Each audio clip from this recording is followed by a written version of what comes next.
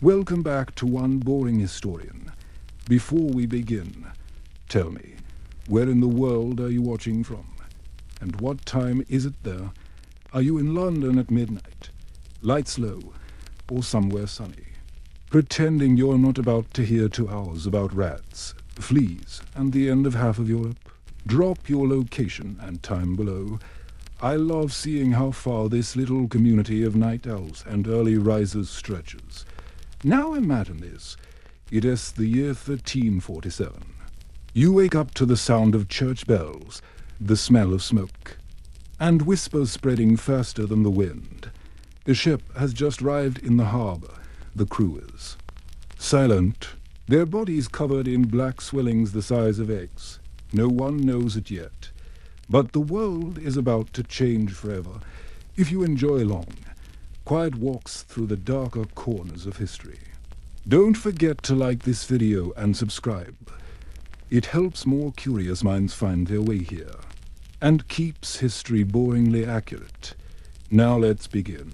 The light in the room was not the clear, honest light of day, but a thick, granular substance, heavy with the dust of hay and dried manure sifting through the single window opening. It fell upon the hands of the man, Brother Gerbert, illuminating the vellum page before him. His fingers, stained with ink and calloused from the grip of the quill, moved with a slow, deliberate rhythm. He was not copying a sacred text or a chronicle of kings, but a manorial account roll. The task was monumental in its tedium, a list of rents, of bushels of wheat owed, of days of labour required from the tenants of St. In Eunice's Abbey, each stroke of the pen was a tiny, precise act of recording a world that, to him, seemed as fixed and eternal as the Latin words he inscribed. This was Europe in the early 14th century, a continent suspended in a state of profound and profoundly fragile equilibrium to understand the cataclysm that was to come. One must first comprehend the intricate, overburdened machine of this world. A world that did not know it was living under a sky of high pressure. Just before the storm, to step outside the scriptorium was to enter the sensory reality of that age. The air itself had a texture. In the villages, which housed the overwhelming majority of the continent's people, it was a composite smell of wood smoke from countless hearths, the rich, pungent odor of turned earth, the sweet decay of the midden heap behind every waterland daub cottage, and the ever-present, life-sustaining scent of the beasts who shared the dwellings with their human masters. A peasant's day was not measured by the clock, an instrument of rare and devilish complexity, but by the sun's arc and the demands of the soul. His world was the manor, a self-contained universe of obligation and routine. The land was worked in strips scattered across 3 great fields, a system designed to share risk and ensure communal survival. One field would be sown with winter wheat, another with a spring crop like barley or oats, and the third would lie fallow, resting under a blanket of wheat that would later be ploughed in for meager nourishment. The rhythm of this life was one of back-breaking repetition. From the first faint grey of dawn, the figures would emerge from their low, dark homes, their breath pluming in the chill air. Men, women, and children alike moved towards the fields, their bodies conditioned by a lifetime of labor. The primary tool was the heavy plough, a cumbersome wooden beast requiring a team of 8 oxen, a resource so valuable it was often shared by the entire village. The ploughman's walk, guiding the share through the stubborn, clay-heavy soil, was a miles-long daily pilgrimage. There was no true concept of privacy or individual space. Life was lived communally. In the fields, in the one-room homes where family and livestock huddled together for warmth, and in the collective responsibility to the lord of the manor. This lord, whether a minor knight or a powerful abbot, was the axis round which this small world turned. He provided the mill to grind the grain, the oven to bake the bread, the court to settle disputes, and the protection, in theory, from bandits or rival lords. In return, he demanded a portion of every harvest, a payment in coin for the use of his facilities, and, most burdensomely, days of labor on his own domain land, the corvée. This was the deal, the great chain of being as ordained by God and nature. And to question it was as futile as questioning the turning of the seasons, if the village was the heart of medieval Europe, pumping the vital sustenance of grain and muscle into the body politic. Then the towns and cities were its nervous system lively, febrile, and often chaotic, approaching a town like Ypres in Flanders or Frankfurt in the Holy Roman Empire. The first sign was not the skyline, but the smell. The conglomerate odors of the village were here concentrated and amplified into a staggering olfactory assault. The tannery districts released a stench of ammonia and rotting flesh that could make the eyes water from a quarter-mile away. The butchery quarters filled the gutters with blood and offal, attracting swarms of flies and scavenging dogs. The dye works emitted sharp chemical vapors from vats of boiling urine and exotic substances like woad and madder. All of this waste eventually found its way into the open sewers that ran down the centers of the streets, a sluggish, foul stream that was both the town's sanitation system and its playground for rats and pigs. The architecture of these towns was a physical manifestation of a society learning to live in close quarters again after the long emptiness of the early Middle Ages. The streets were not planned, but happened, twisting and turning like animal trails, narrow canyons between timber-framed houses that leaned precariously towards one another, their upper stories jutting out so far that neighbors could almost shake hands from opposite. Windows. This created a perpetual twilight at ground level. Even at noon, the primary purpose of these buildings was not aesthetics, but utility and a display of wealth. The ground floor was often a workshop open to the street, the master craftsman and his apprentices laboring in full view of passers-by. The family lived above, and the goods were stored in the attic, safe from the damp and the thieves below.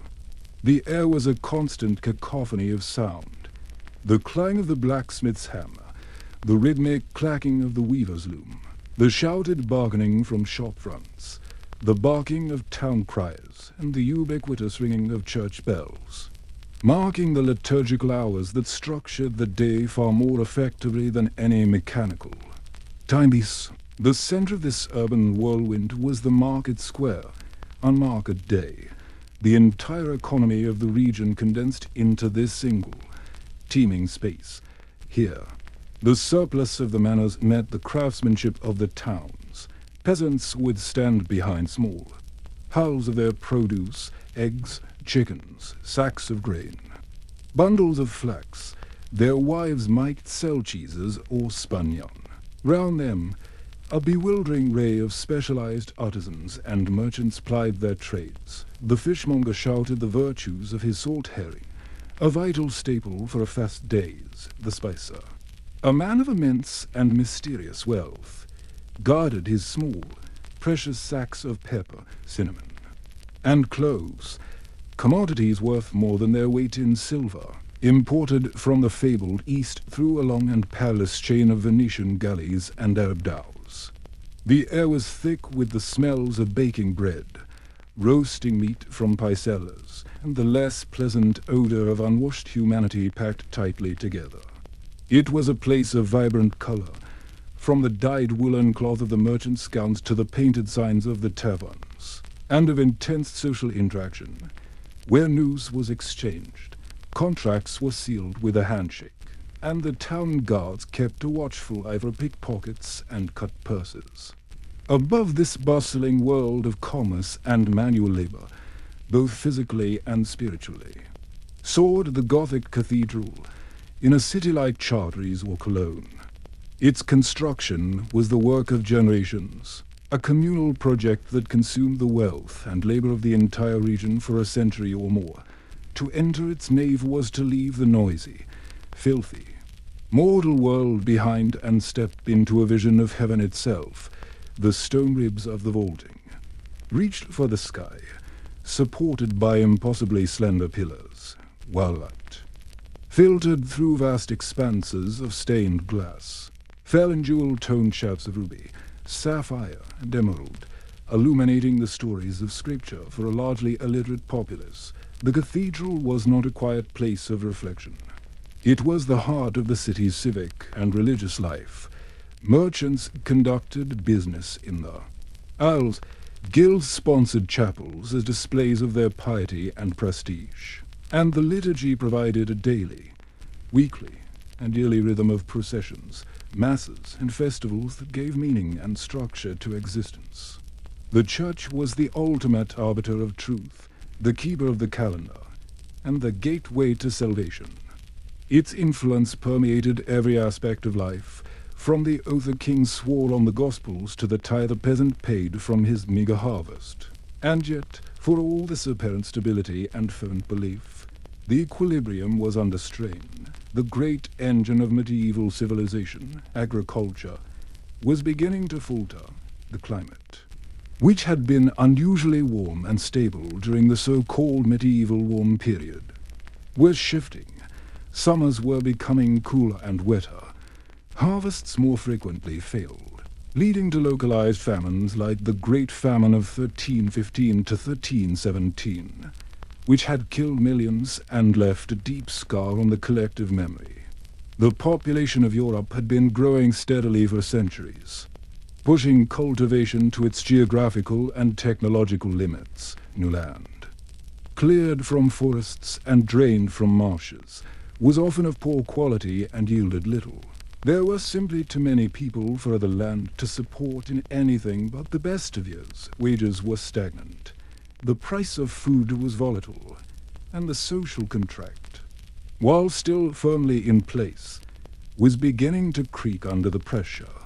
The mood was one of pious acceptance, but beneath the surface lay a deep-seated anxiety, a sense that the world was becoming increasingly crowded, resources increasingly scarce, and God's favor increasingly uncertain.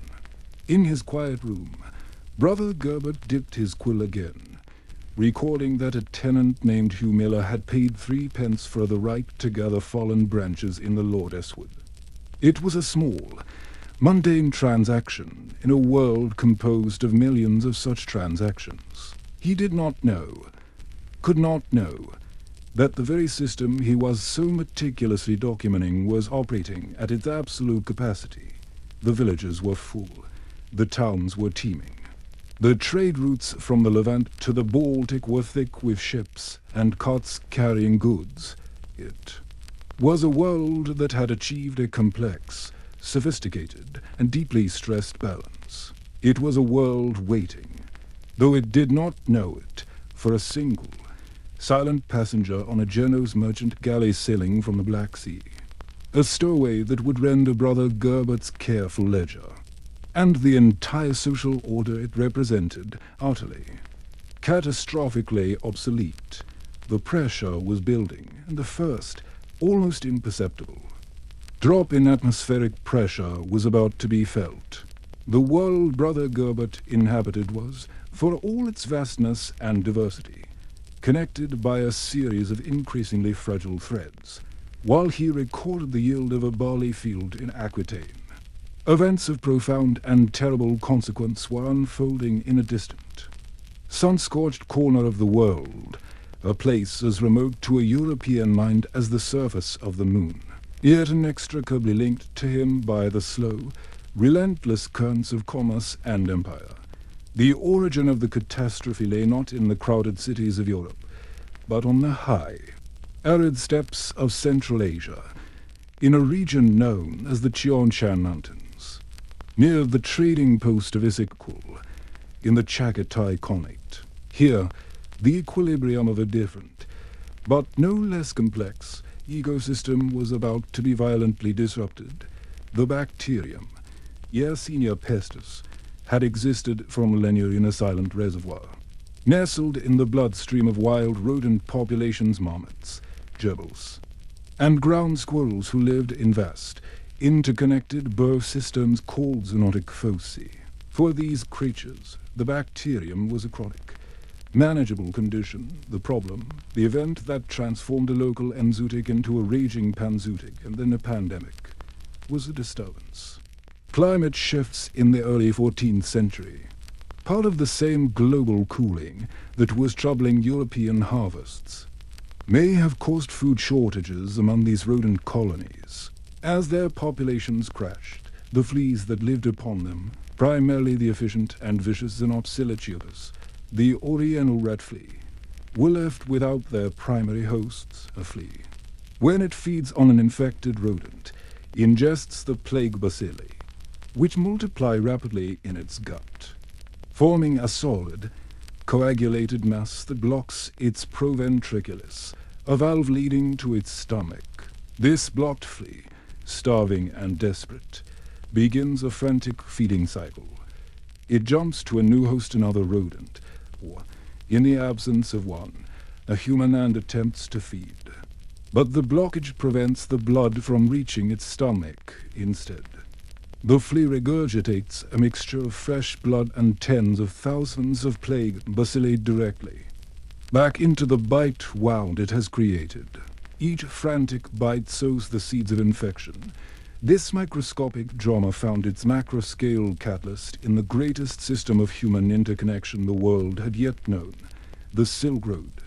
This was not a single road, but a sprawling network of overland caravan routes and maritime ports. A circulatory system for goods, ideas, and, inevitably, disease. The Mongol Empire, in its vast and brutal unification of much of Eurasia in the 13th century, had inadvertently created a superhighway for microbes. Their Pax Mongolica had suppressed local warfare and banditry, making the long-distance travel of caravans safer and more regular than ever before. A bolt of silk or a sack of pepper could now travel from China to the Crimea with relative security. So, too, could a flea, nestled in the fur of a black rat, or in a bale of cloth, or a sack of grain, stowed away in the panniers of a Bactrian camel. The transfer likely occurred at a trading post or a caravanserai, one of the way stations that dotted the route every 20 or 30 miles, a day's journey for a laden caravan. These were bustling, filthy, cosmopolitan hubs. Here, merchants from Venice could meet traders from Samarkand, their languages mingling in the dusty air alongside the sounds of camels groaning, horses stamping, and the constant lowing herds of livestock being driven to market.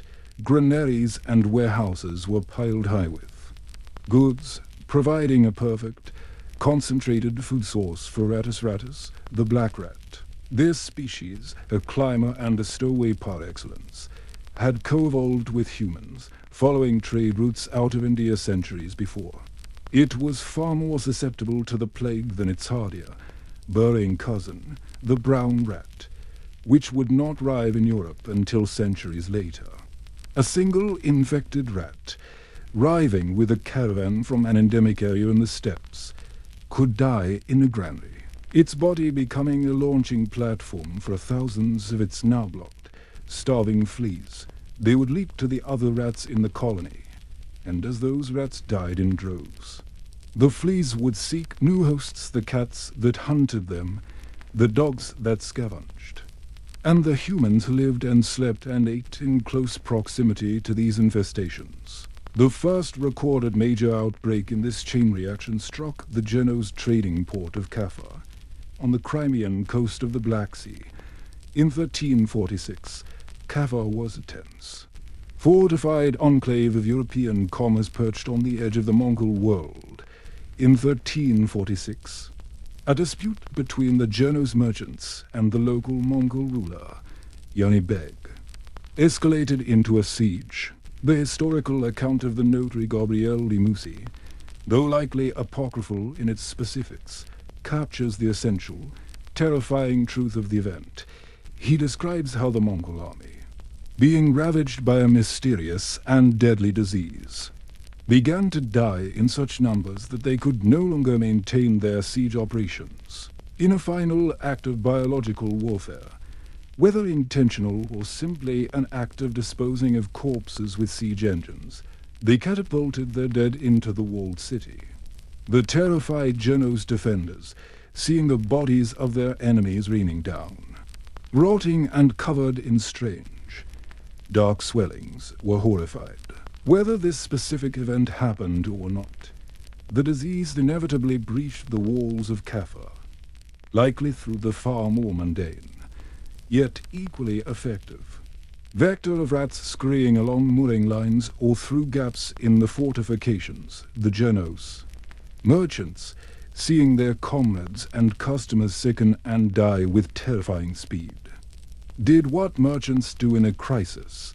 They cut their losses, abandoned their posts, and set sail for home. They were fleeing death, but they were carrying it with them, stowed safely in the holds of their gullies, nestled in the fur of rats that scurried amongst the ballast stones and grain sacks. The journey from Kaffa to the heart of the Mediterranean was a slow, winding one, a death cruise across the autumn seas. The first European port to receive this grim visitation was Messina, in Sicily. In October 1347, the arrival of a Genos fleet was a routine event, a signal for the dockside to spring into its usual frantic life. Porters, customs officials, merchants, and prostitutes would all converge on the newly arrived ships. But this time, something was wrong. Contemporary chroniclers describe the ships as death ships. Some sailors were already dead, their bodies lying grotesquely on the decks. Others were desperately ill, their bodies racked with fever, their lymph nodes in the groin, armpit, and neck swelling into hideous, painful buboes, the characteristic sign of the bubonic plague. The terrified Messenians, seeing the state of the crews and hearing their delirious accounts of a sickness that had wiped out entire cities in the east, immediately ordered the ships away from their port. A desperate and futile gesture of self-preservation, they forced the galleys to cast off, but it was too late. The rats had already disembarked, scurrying down the mooring ropes into the labyrinth of wharves and warehouses that lined the harbor. The fleas, too, had found new hosts, perhaps in the dogs that roamed the docks, or in the clothes of the porters who had briefly boarded the vessels. The scene in Messina over the following weeks was a preview of the horror that would engulf the continent. The initial reaction was one of sheer, uncomprehending panic. The disease did not follow the usual patterns of illness. It was not the slow wasting of consumption or the familiar fevers of malaria. It was violently swift and brutally egalitarian. A person could be healthy at dawn, develop a fever and a headache by noon, and find a bubo swelling in their groin by nightfall. Death often followed within 3 days, sometimes within hours. There was no logic to its spread.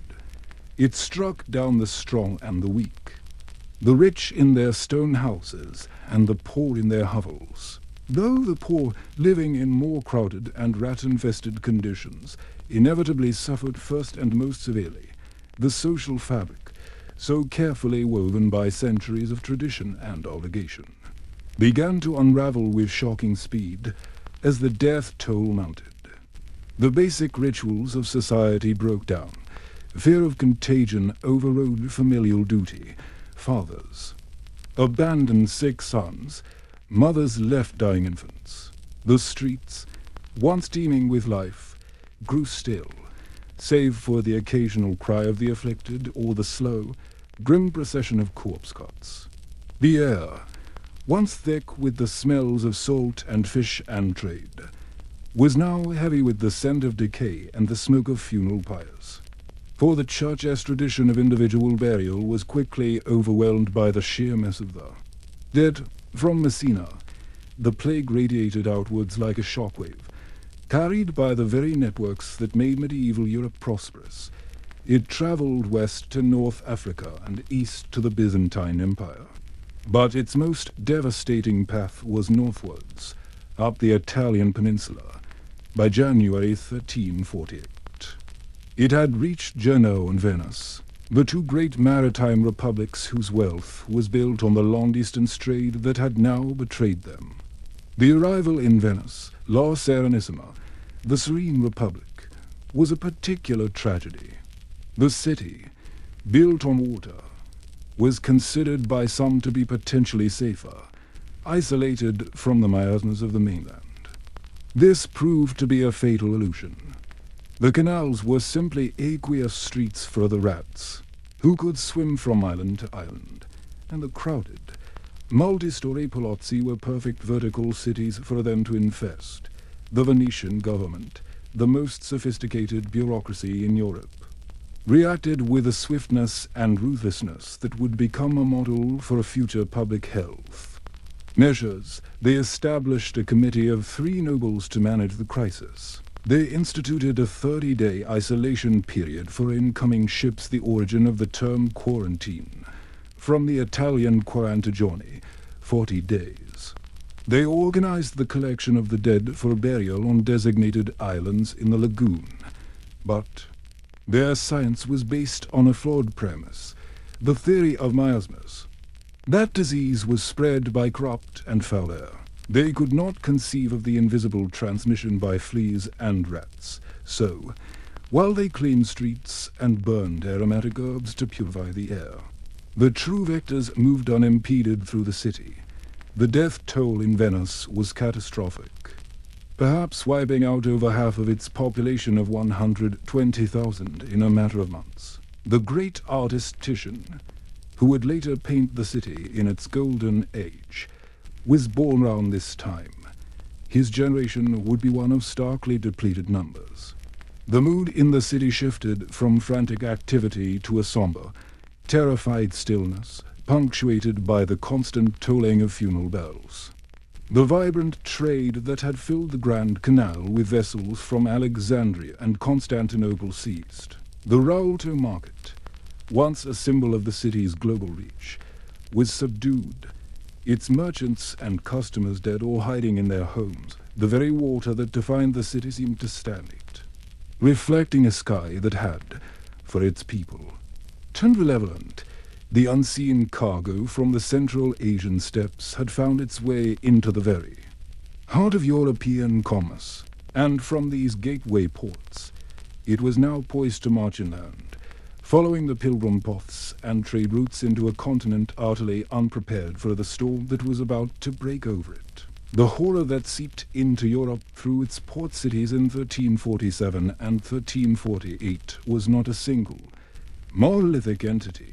It was a shapeshifter, a pathogen that could manifest in 3 distinct clinical forms, each with its own specific pathology, its own timeline, and its own particular brand of terror. The experience of the plague was not uniform. It was a lottery of suffering dictated by the precise route of entry of the Yersinia pestis bacillus into the human body. To understand the full scope of the catastrophe, one must move beyond the abstract statistics of mortality and descend into the grim, clinical reality of the sick room, to observe the precise mechanics of the body's failure. The most common form, the one that gave the Black Death its most enduring imagery, was the bubonic plague. This was the disease's standard method of operation. Accounting for perhaps 80% of all cases, its transmission was indirect. A 2-step process mediated by the flea. The journey of the bacillus from flea to human was a silent, painless event. The bite itself was a minor irritation, no different from any other insect bite. There was no immediate sign of the cataclysm that had been initiated for a period of 2 to 6 days. The infected person would feel perfectly normal, going about their daily tasks, and knowingly incubating a billion-fold multiplication of the pathogen within their lymphatic system. The first overt sign was the sudden, violent onset of fever and chills. This was not the gentle warmth of a common egg, but a furnace-like heat that seemed to radiate from the very marrow of the bones the victim would be seized by shaking so intense it chattered the teeth. A physiological earthquake, as the body's thermostat shattered. A crushing headache would follow, often described by chroniclers as feeling as if the head were in a vice, accompanied by profound lethargy and a general feeling of malaise and discomfort. The person would become delirious. Their speech slurred, their movements uncoordinated. They might stagger, as if drunk, and seek only to lie down, to surrender to the overwhelming weight of the sickness. Then, within a day of the fever start, the most characteristic sign would appear, the bubo. This was a swelling of the lymph nodes, the body's defensive glands that filter lymphatic fluid. The location of the bubo was a grim map of the initial flea bite. If the bite was on the leg, the bacilli would be carried by the lymphatic flow to the glands in the groin. A bite on the arm would lead to a bubo in the armpit. A bite on the neck or face would cause a swelling in the cervical glands. The bubo began as a tender, painful lump, but it grew with terrifying speed. Within hours, it could swell to the size of an apple, and in some cases, to the size of a fist. The skin over it would become taut and shiny, often turning a dark, purplish red, the origin of the term Black Death. The pain was excruciating, a deep throbbing, burning agony that made any movement torture. Victims with groin buboes could not walk. Those with armpit buboes could not lower their arms. Those with neck buboes could not turn their heads. The body assumed defensive reaction. The marshalling of white blood cells to contain the infection had become the source of its most intense suffering. The bubo was a failed castle, a besieged fortress where the defenders were not only overwhelmed but turned into a necrotic, pus-filled mass that poisoned the very body it was meant to protect. If the bubo suppurated and burst, draining its pus and necrotic tissue, the victim had a small chance of survival, a release of the terrible internal pressure. More often, the toxins and the bacilli would overwhelm the system, leading to death from septic shock within 3 to 5 days of the first symptoms. But the plague could also be a respiratory killer, and this was its most terrifying and efficient form, pneumonic plague. This occurred when the bacillus was inhaled, either directly from the cough of another infected human, or, less commonly, when a bubonic infection spread to the lungs. This form bypassed the lymphatic system entirely, attacking the delicate tissues of the alveoli. There was no flea, no bubo, no incubation period that offered even a few days of ignorant peace. The onset was brutally direct. A person might be speaking one moment, and then be seized by a racking cough the next. The fever and headache were just as severe as in the bubonic form, but they were joined by an increasing shortness of breath. The cough quickly became productive, bringing up a sputum that was at first watery and frothy, but within hours turned bloody, becoming a characteristic bright red, almost fluorescent spoon that resembled raspberry syrup. The experience of pneumonic plague was one of drowning in one's own bodily fluids. The bacilli multiplied with explosive speed in the lungs, causing massive inflammation and hemorrhage. The air sacs filled with blood and fluid, rendering them useless for gas exchange. The victim's skin would take on a dusky, bluish tint cyanosis as oxygen levels in the blood plummeted. They would gasp for air, their chest heaving. But each frantic inhalation would only draw more fluid into the drowning lungs. The end was swift and horrifying. Death could occur in as little as 24 hours, and the mortality rate for those who contracted the pneumonic form was virtually 100%. Its transmission was also terrifyingly simple. It required only a breath, a cough, a conversation in close quarters. It made every human interaction a potential death sentence, transforming the very air of a household, a street, a church, into a lethal medium. The third and rarest form was the septicemic plague, a medical lightning strike that was almost too fast to comprehend. In this manifestation, the bacillus entered the bloodstream directly, either from a flea bite or from the rupture of a bubo, and multiplied there so rapidly that it caused an overwhelming system-wide infection before the body could even begin to mount a localized defense in the lymph nodes. There were no buboes. The symptoms were a direct assault on the circulatory system. The fever was instantaneous and profound. The bacilli produced massive quantities of coagulase, an enzyme that caused widespread clotting in the small blood vessels, particularly in the fingers, toes, nose, and lips. This clotting cut off the blood supply, causing these extremities to die and turn black with gangrene, another source of the name Black Death. At the same time, the bacilli also triggered a countervailing process of consumptive coagulopathy, which consumed the body's clotting factors and led to uncontrollable bleeding from the nose, mouth, and rectum. The victim would bleed into their skin, causing large, dark, purplish blotches, the petechiae and ecchymoses that were the universal signs of the pestilence. The progression of septicemic plague was so swift it seemed supernatural. A person could appear healthy at breakfast, develop a fever, and begin coughing up blood by noon, and be dead by evening. Chroniclers wrote of people who fell ill while walking in the street, stumbling and collapsing before they could reach their homes. There was no time for a doctor, for last rites, for farewells. It was a death that arrived not as a creeping siege, but as a sudden, total demolition. The mortality rate for this form was, like the mnemonic, effectively 100%.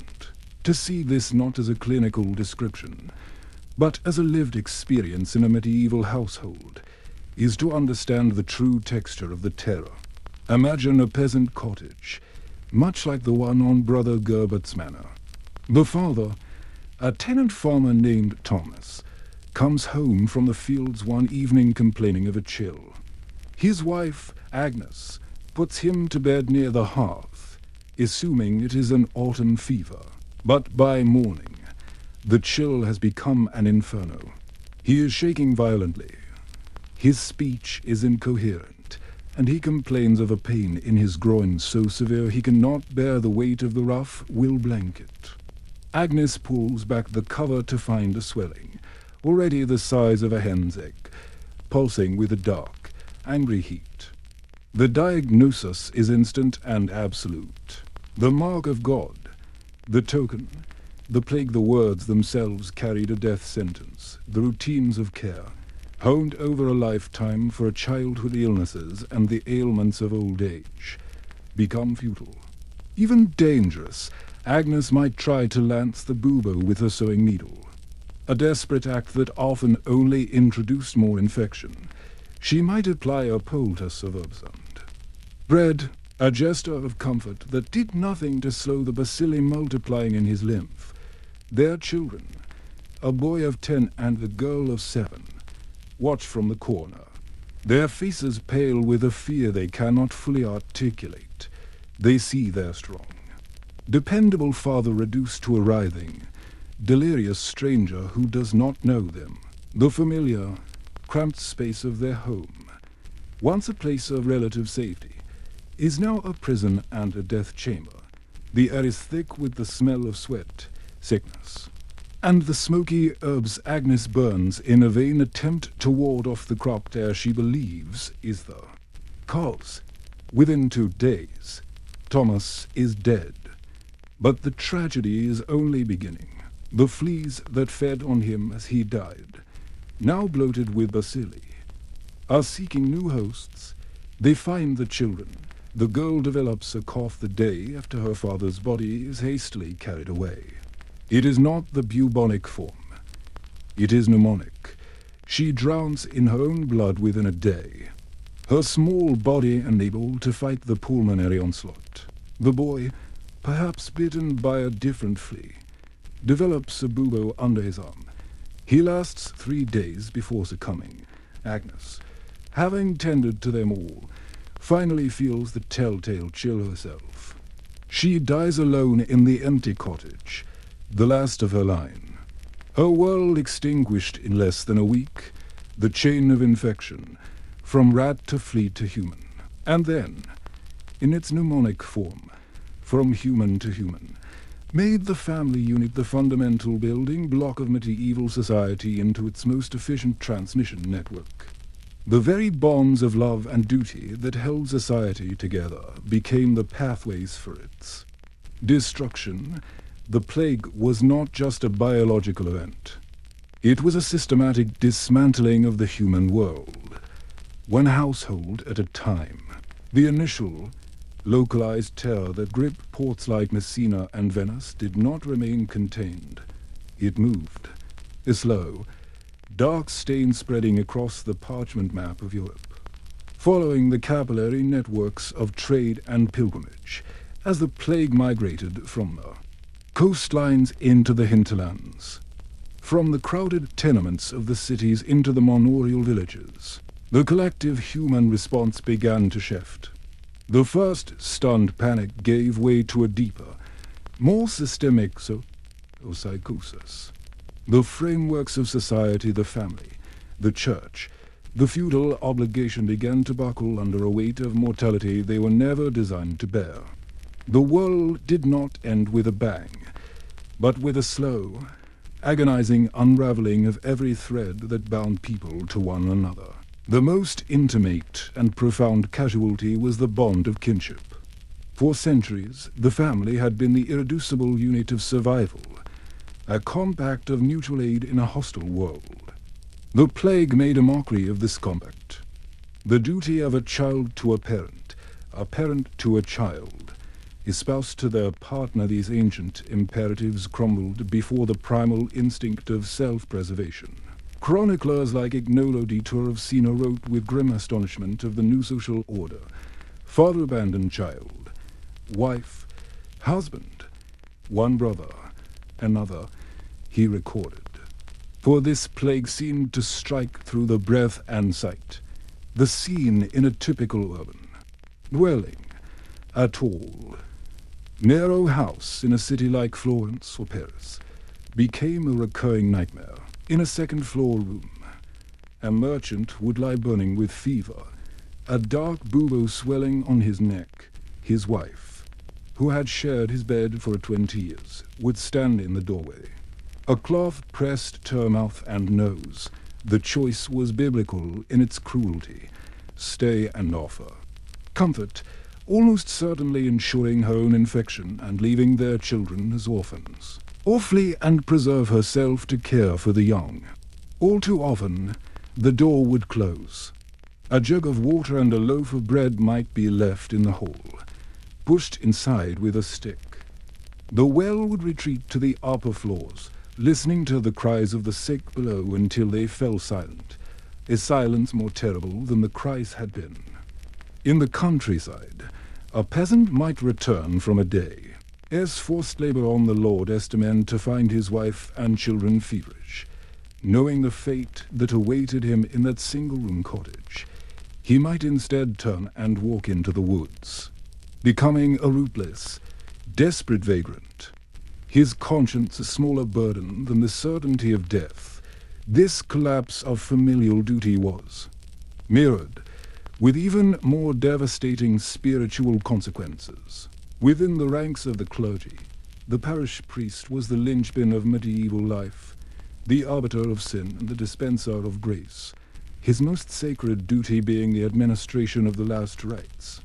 The viaticum, which purified the soul for its journey to God, as the plague took hold. The sheer volume of the dying overwhelmed the system.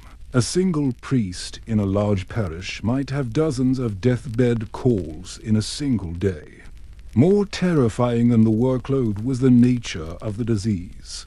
The church's rituals required proximity, the anointing of the senses with holy oil, the placing of the Eucharist on the dying person's tongue. To perform these rites was to kneel in the breath of a person highly infectious with pneumonic plague. Priests died in numbers vastly disproportionate to the general population. Some, truly saintly, persevered until they themselves succumbed, moving from deathbed to deathbed until there was no one left to tend to their own. But many, faced with this horrifying calculus, chose to abandon their posts. They fled their parishes for remote monasteries or supposedly safer regions. The sight of a priest, his robes hitched up, running from a stricken house rather than towards it, was a psychological blow more damaging than any physical symptom. It signaled that even God's designated intermediaries had no special protection, that the channels of divine grace were themselves contaminated for the common people. To die without the last rites was to risk eternal damnation, a fear that now compounded the terror of a painful, imminent death.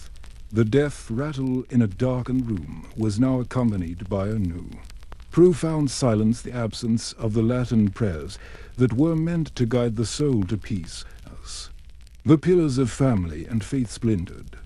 The larger structures of civic authority attempted to respond, often with a desperate, brutal logic. The most visceral of these measures was the closure of town gates. A city like Sino or Frankfurt, hearing reports of the plague's approach from a neighboring town, would attempt to wall itself off from the contagion. Watchmen would be doubled on the ramparts. The great wooden gates, studded with iron, would be swung shut and barred with massive beams. Official proclamations would be read in the market square, forbidding any entry or exit without a special license. For a time, a fragile, paranoid normalcy would prevail within the walls. But the defense was a fallacy. The plague was already inside, incubating in the bloodstream of a merchant who had arrived a week prior, or scurrying through the sewers in the form of the black rats that could scale stone walls and climb through privy chutes. The closed gates did not keep the plague out. They merely trapped the population inside with it, creating a pressurized container for the epidemic to reach its maximum, horrific potential. The streets within these sealed cities underwent a terrible transformation. The vibrant, chaotic thoroughfares, once the proud arteries of urban life, became spectral and silent. Shutters were drawn tight over shop fronts, their trade signs creaking in the wind. Unattended, the only regular sounds were the tolling of the church bells, not for mass, but for the dead, a near constant, mournful knell that measured out the dying of the city. The primary human activity became the grim work of corpse disposal, municipal authorities, their ranks thinned by the very disease they were fighting, hired the dregs of society, the poorest, the most desperate, the already damned to serve as bacchini, or corpse carriers. These men, often hardened by drink and their macabre trade, moved through the streets with carts, their calls of "bring out your dead" becoming the dreaded soundtrack of the plague. They worked with a brutal efficiency, their faces sometimes masked with herbs stuffed into beak-like pouches, and early, futile attempt at personal protection. They would enter houses, hook the bodies under the arms, and haul them out, often stripping them of any valuables before loading them onto the cart. The bodies, sometimes naked, sometimes merely wrapped in a shroud, were piled high like cordwood. The destination was no longer the consecrated ground of the churchyard, which was quickly filled, but mass burial pits dug on the city's outskirts. These pits, fosse commune, were trenches into which layers of bodies and quicklime were dumped, a communal, anonymous grave that violated every medieval notion of a proper Christian burial. The sight and smell of these open pits, often left uncovered for days, haunted the dreams of those who remained alive in the face of this utter collapse of secular and religious authority and the evident failure of medicine. Society convulsed with a desperate search for meaning and salvation. The most dramatic of these responses was the rise of the flagellant movements. These were not clerics, but lay penitents, primarily from the German lands and the Low Countries. who believed the plague was God's wrath for humanity's collective sin. They organized themselves into disciplined bands, sometimes thousands strong, and marched from town to town in a terrifying public spectacle of atonement. Clad in simple grey robes marked with a red cross, they would enter a town's main square, form a circle, and begin their ritual. To the chanting of hymns and the wailing of the crowd, they would strip to the waist and beat themselves with scourges made of leather straps embedded with iron spikes. The blows were not symbolic. They were ferocious, intended to draw blood, to mortify the flesh, to share in Christ's passion and thereby appease the divine anger, the rhythmic thud of the scourges on bare backs, the splatter of blood on the cobblestones, the ecstatic cries of pain and piety. It was a hypnotic, horrifying performance that offered a catharsis the church no longer could. Initially, these processions were met with awe and hope. Townspeople would bring out their relics for the flagellants to venerate, seeing in their bloody devotion a potential intercession. But the movement soon took on a dark, anti-clerical and anti-Semitic character. The flagellants claimed their blood held salvific power, rivaling that of the sacraments. They began to denounce the corrupt clergy who had fled their posts, and, searching for a human agent for the plague, they found a scapegoat in Europe's Jewish population. Spreading lurid conspiracy theories about them poisoning wells, this provided a violent, targeted outlet for the pervasive fear, leading to brutal pogroms across the Rhineland and elsewhere, where entire Jewish communities were burned alive in their homes or synagogues.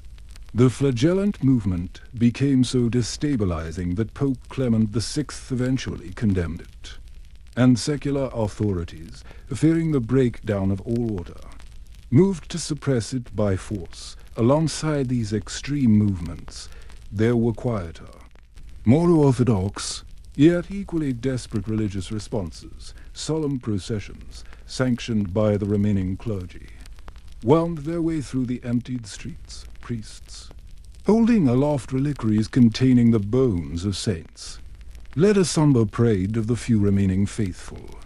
Chanting the litany of the saints and the Dies Irae, they prayed for deliverance, for the intercession of the Virgin and all the heavenly host. They moved through a city that was a hollowed-out shell, their hymns echoing off shuttered windows, their incense failing to mask the stench of death. The churches themselves, once bustling centers of community, stood mostly empty. The great cathedrals, with their vaults reaching for heaven, were now vast, cold caverns. A single candle might flicker on the high altar, but the side chapels were dark, the confessional booths empty. The silence in these spaces was profound, broken only by the distant cry of the corpse carriers or the whispered prayers of a lone, terrified soul kneeling before a statue, bargaining with a god who seemed to have turned his face away. The world had been inverted.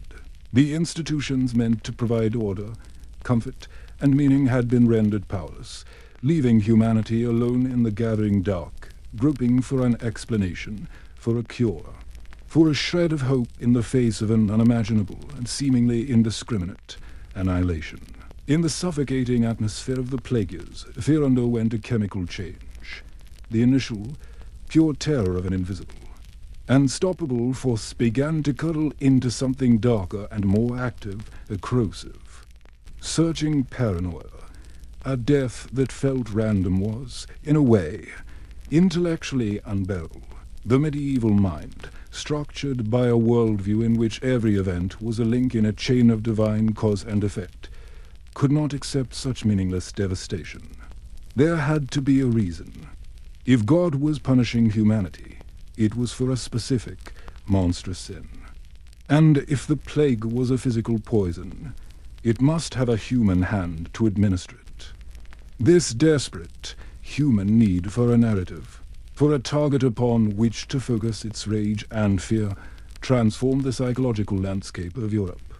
The abstract horror of the disease required a human face, and in their desperation, the people found several. The rumors began as whispers in plague-stricken alleys, in taverns where men drank to forget the day's death toll, in market squares that were now places of suspicion rather than community. They were stories that travelled faster than the plague itself, carried by refugees and merchants along the very trade routes that bore the sickness. The most persistent and virulent of these tales was that of the well poisoners. The story had variations, but its core was always the same. Agents of some malevolent power were travelling from town to town, contaminating wells, cisterns, and fountains with a mysterious, potent poison made from a paste of dried toads, spiders, and basilisk flesh, or from the consecrated host stolen from churches. This poison, it was said, was the true cause of the plague. The water, the very source of life, had been turned into an instrument of death. The question, of course, was who? The search for a culprit led to the most convenient and traditional of scapegoats. The Jews' anti-Judaism was already a deep, persistent current in medieval Christendom. They were the Christ killers, a people set apart by their faith, their dietary laws, and their often envied role as moneylenders, theologically. They were viewed as obstinate unbelievers waiting for a false Messiah. Socially, they were often confined to specific quarters and forbidden from owning land, forcing them into professions that bred resentment. This existing prejudice provided the perfect kindling, and the plague provided the spark. The logic, in its twisted way, was compelling to the panicked mind. The plague was killing Christians in droves, but it was often observed, or at least rumored, that Jewish communities were less affected. There were reasons for this that had nothing to do with guilt. Jewish religious law, the Halakha, emphasized ritual cleanliness, including the washing of hands before meals and strict regulations concerning food preparation and bodily fluids. Their communities were often more physically segregated, which could, initially, provide a degree of isolation. But to the hysterical Christian majority, this statistical anomaly, whether real or perceived, was not a matter of hygiene, but of evidence. It was proof that the Jews had poisoned the wells, but had foreknowledge to avoid their own handiwork. The accusations first erupted in earnest in the spring of 1348 in the region of Languedoc, in southern France. The confession, a genre of document that would become grimly familiar, was extracted under torture. A Jewish man named Balavini was questioned by local authorities until he confessed to poisoning wells at the behest of a rabbi from Spain. This confession, despite being obtained in the most brutal manner imaginable, was copied and circulated like a papal bull of death. It became a template for hysteria. From Languedoc, the pogrom spread like a firestorm up the Rhine Valley and into the Holy Roman Empire, the city of Strasbourg, in September 1348, provided a chillingly detailed example of the process. The plague had not yet arrived in full force, but the fear of it had. The city council, led by the powerful guilds, was initially hesitant to turn on the city's prosperous Jewish community, but a mob, whipped into a frenzy by fanatical preachers and the circulating rumors, demanded action. The council, fearing a complete breakdown of order, capitulated on a designated day. The Jewish population of Strasbourg historians estimate around 2,000 people was forcibly gathered. They were given a choice: convert to Christianity or die. The scene was one of profound chaos and terror. Some, broken by the threat, underwent a forced baptism, but hundreds, perhaps most, refused to renounce their faith. They were marched to the city's cemetery, where a massive wooden pyre had been constructed. There, in a single, horrific act, they were burned alive. The chronicler Jacob von Knickshofen described the smoke and the screams, noting that the city's money chests, where the debts owed to Jewish moneylenders, were kept. were publicly burned afterward, a telling detail that revealed the economic motivations often. Intertwined with the religious bigotry, the pogrom in Strasbourg was not an isolated outburst of rage. It was a municipal policy, a calculated sacrifice of a minority population in a desperate, deluded attempt to purchase the city's safety. The violence was not uniform. There were voices of reason and humanity, though they were often drowned out. Pope Clement VI, residing in Avignon, issued papal bulls in July and September of 1348, condemning the pogroms. He pointed out the obvious, that the plague was afflicting Jews as well as Christians, and that it was raging in places where no Jews lived. He threatened excommunication for anyone who harmed Jewish populations. In a few places, like the city of Regensburg, the local bishop offered the synagogue as a refuge, allowing the Jewish community to fortify themselves inside. Some secular rulers, recognizing the Jews as their personal property and a valuable source of revenue, offered protection. Duke Albert II of Austria, for a time, shielded the Jews of Vienna, though the pressure eventually became too great. But these were isolated acts of decency in a continent descending into madness. The scapegoating was not limited to Jews, lepers, long ostracized and living in isolated colonies, were also accused of being in league with the poisoners, beggars, foreigners, and travelers. Anyone who was another could find themselves the target of a mob's suspicion. In the Swiss town of Chillon, a Jewish man named Rabbi Jacob was tortured on the rack until he confessed to a vast conspiracy linking the Jews of Venice to a plot masterminded by a Muslim sultan in Spain and avenged in Toledo. A nonsensical narrative that perfectly illustrated the pan-European nature of the paranoia. The mechanisms of this mass hysteria were as intricate as they were brutal. When a town decided to act on the rumors, the process often began with the arrest of a few Jewish individuals. Torture was not merely a tool for a punishment. It was a method of inquiry, a way to force the narrative into being. The interrogators were not seeking the truth. They were seeking confirmation of the story they already believed. The questions were leading. Who gave you the poison? Where did you get it? Who else is involved? The torture, the rack, the thumbscrews, the burning irons was applied until the desired answers were given. These confessions, once obtained, were not seen as the products of agony, but as divine revelation, the uncovering of a sinister plot. They would be read aloud in town squares, their grotesque details fueling the next wave of violence.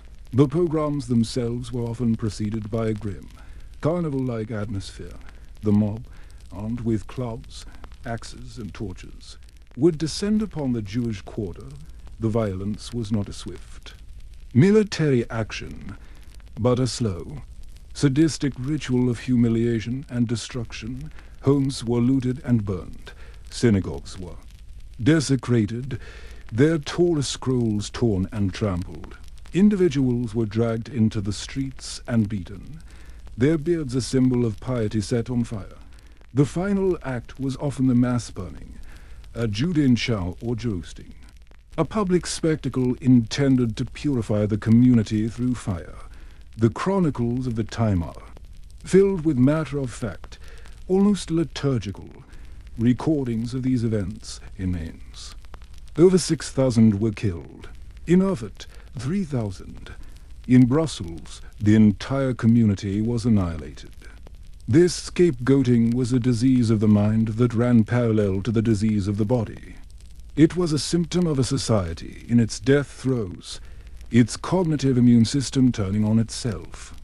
By creating a human enemy, people could replace the paralyzing fear of an invisible microbe with the active, righteous fury of the crusader. They could replace the senselessness of random death with the clear, satisfying narrative of a foiled conspiracy. They could, in their own minds, take back a measure of control in burning a Jew. They were not just killing a person. They were attempting to kill the plague itself. It was a futile, monstrous act, but it was. For a terrifying moment, an action that made a twisted kind of sense in a world where all other sense had collapsed. The Black Death was not just a test of the body's endurance. It was a test of the human capacity for reason and compassion in countless towns and cities. Across Europe, that test was failed catastrophically, leaving behind a legacy of ash, blood, and a poison of bigotry that would linger for centuries longer than the plague bacillus itself. The storm, having raged for the better part of 4 years, from 1347 to 1351, finally began to subside.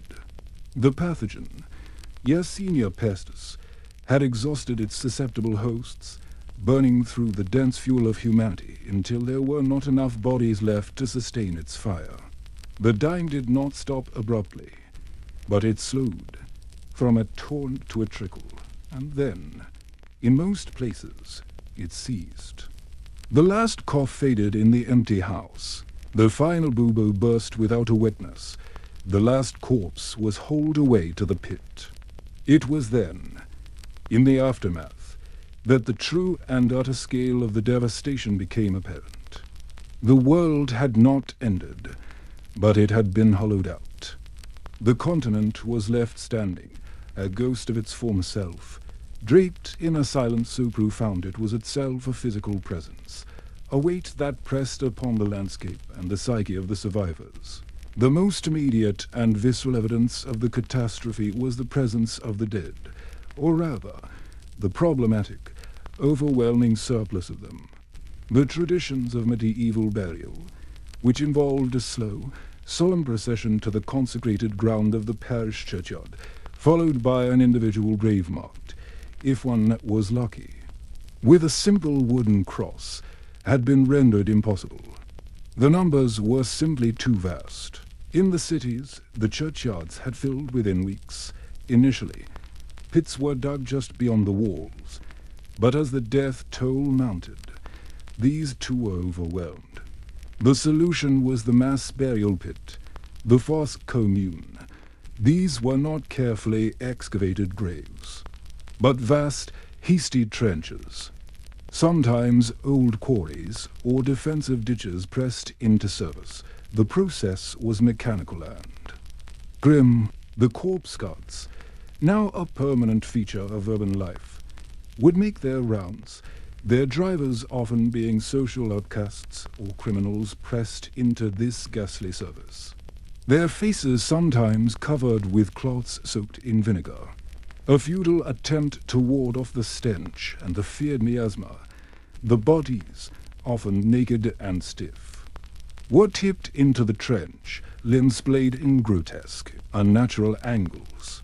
A layer of quicklime was scattered over them to accelerate decomposition and, it was hoped, to ward off the miasmatic stench, and then another layer of bodies was added.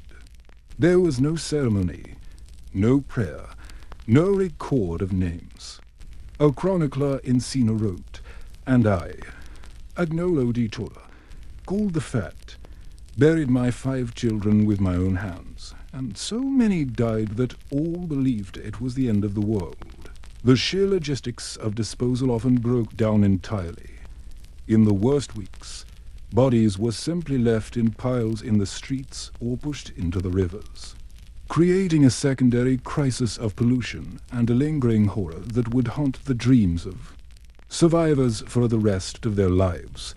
These pits became topographical features of the new landscape, permanent scars on the land.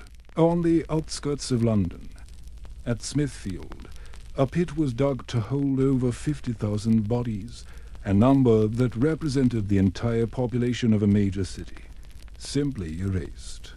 In Paris, the cemetery of the Holy Innocents became a charnel house, its soul so saturated with decomposing matter that it was said to visibly steam on cool mornings, alow. Greasy fog hanging over the consecrated ground that had been utterly profaned. In smaller towns and villages, a single pit might suffice, a grim, communal wound in the earth that held the entire past and future of the community. Over time, the earth would settle, creating a shallow, sunken area that never seemed to grow grass as thickly as the surrounding field. For generations afterward, farmers ploughing these fields would sometimes turn up bones, pale and anonymous, the only monuments to the millions who had vanished. The individual had been erased, subsumed into a terrifying, collective anonymity. The carefully maintained parish registers, which had begun to record the passages of baptism, marriage, and death, now showed a stark, horrifying imbalance, with pages and pages dedicated to the latter, the ink sometimes blotted with haste or tears, the names eventually giving way to simple tallies. The Black Death was not just a demographic event. It was an assault on identity itself, reducing unique human lives to a problem of volume and mass disposal. That statistic, when tallied across the continent, defied comprehension. Modern historical demography, based on painstaking analysis of manorial records, tax rolls, and clerical accounts, estimates that between 45% and 50% of Europe's population perished in those few years. A conservative figure is 1/3, but in many regions, Tuscany, Provence, parts of England, the death toll reached 60 or even 70%. This was not a single, localized disaster from which one could flee. It was a continent-wide culling, a synchronized die-off unprecedented in recorded history. To put it in human terms, if the pre-plague population of Europe was roughly 80 million, then at least 25 million people were gone. It was as if every single person in France, the Low Countries, and the German Rhineland had simply ceased to exist. The scale was so immense that it broke the historical continuity of record-keeping itself. Manorial rolls from the 1350s show stark gaps, whole pages of tenant names crossed out with a single, grim notation, vacant quadmore to his estate, empty because he is dead. The records from the abbey where Brother Gerbert labored would have told a similar story. Page after page of his neat, precise script would be rendered obsolete, a ledger of a ghost world. The rents and obligations now meaningless because the people who owed them were dust. This depopulation manifested itself most starkly in the countryside. The very engine of the medieval economy, the village, the fundamental economic and social unit of the Middle Ages, was in many cases simply erased from the map. One could walk for days through regions that had once been a patchwork of cultivated fields and now were reverting to wilderness. The process of desertion was slow but inexorable. The peasant cottage, with its waterland daub walls and thatched roof, was a fragile structure, without a family to maintain it. The roof would sag within a single season, the rain would pour in, the daub would wash away, and the timbers would rot. Within a few years, the forest would begin to reclaim its territory. Brambles and saplings would push through the earthen floor. The central hearth, once the heart of the home, the source of warmth, light, and cooked food, would grow cold for the last time, its ashes scattered by the wind and the scavenging of animals. The only signs of the former inhabitants would be a faint mound in the soil, a cluster of nettles that always marked a former human habitation, and perhaps a gnarled and tended apple or pear tree, planted by a grandfather long ago, now blooming and fruiting for no one, its bitter and harvested yield littering the ground. These lost villages or Wastengen became a common feature of the European landscape, their names forgotten or surviving only in local folklore as the place where the old people died, or simply the deserted valley. Even in villages that survived, the silence was palpable. Oppressive force. Where there had once been the cacophony of life, the sounds of children playing, the lowing of oxen being driven to the fields, the shouts of peasants coordinating their work, the clatter of the smithy, the rhythmic thud of the fulling mill, and the constant, comforting background noise of domestic life from 100 open doorways there was now an eerie, unnerving quiet. A traveller approaching would hear no dogs barking, the animals having either died, gone feral, or been consumed. The manor house might still be standing, but the lord was often dead or had fled to a safer, more urban residence, his authority and protection withdrawn. The strips in the open fields, so meticulously divided and tended for generations, lay fallow, not by design as in the three-field system, but by default, choked with thistles and scrub, the human energy that had shaped this landscape for centuries, that had cleared the forests and drained the marshes, had been extinguished. The very air felt different, thinner, absent of the wood smoke and the scent of baking bread that had once defined a living community. It was the silence of a broken machine, a clock whose mainspring had snapped. The cities, though they could not be erased so completely, were transformed into skeletal, mournful versions of their former selves. The narrow, crowded streets, which had once been vibrant, chaotic arteries of commerce and social interaction, were now empty thoroughfares where the wind whipped dust, debris, and forgotten belongings into small, mournful spirals. The timber-framed houses leaned against each other like drunken men, their shutters hanging loose, their interiors looted or simply abandoned. The personal effects of the former inhabitants left to rot. The market square, the vibrant center of urban life, was a desolate space. The stalls were empty and broken, the colorful awnings torn to shreds by the elements. The only movement might be a feral cat slinking through the shadows with a rat in its jaws or a pack of dogs, gone wild, scavenging for scraps in the gutters that were now dry of waste. As there were not enough people to produce it, the great civic buildings, the guild halls, the town halls stood silent and hollow. The guilds themselves had been decimated, their masters and apprentices dead, their intricate knowledge and trade secrets often lost forever as there was no one left to pass. Their mon, the economy of skilled craftsmanship, built up over generations, had collapsed. A chronicler in Florence noted that the city's population fell from around 120,000 before the plague to perhaps 40,000 afterward. The same story was repeated in London, Paris, Hamburg, and countless other urban centers. They were ghost towns inhabited by a traumatized remnant, a people who moved through the ruins like sleepwalkers, their gazes hollow, their communities shattered. This silence extended to the spiritual realm, striking at the core of medieval identity. The churches and cathedrals, once the noisy, bustling hearts of their communities, were now vast, cold, and hollow. The daily masses had ceased for lack of priests and congregation. The side chapels, once endowed by wealthy guilds and families who are now extinct, stood dark and neglected, their altars gathering dust. The stained glass windows still told their sacred stories in brilliant ruby and azure, but there was no one to look up and read them. No light of faith in the eyes of the viewers to meet the light filtered through the glass.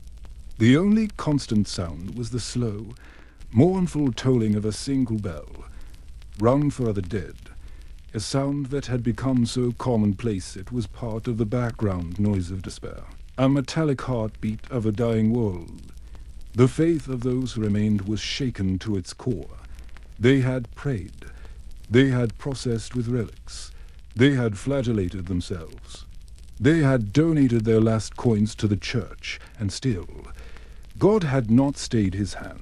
The church, which had promised to be the conduit of divine mercy and the arbiter of a meaningful, ordered cosmos, had been powerless to explain or prevent the horror. The great silence in the churches was not just an absence of people. It was an absence of answers, a vacuum where certainty had once resided. The world of Brother Gerbert, The world of manorial accounts and fixed social roles was gone.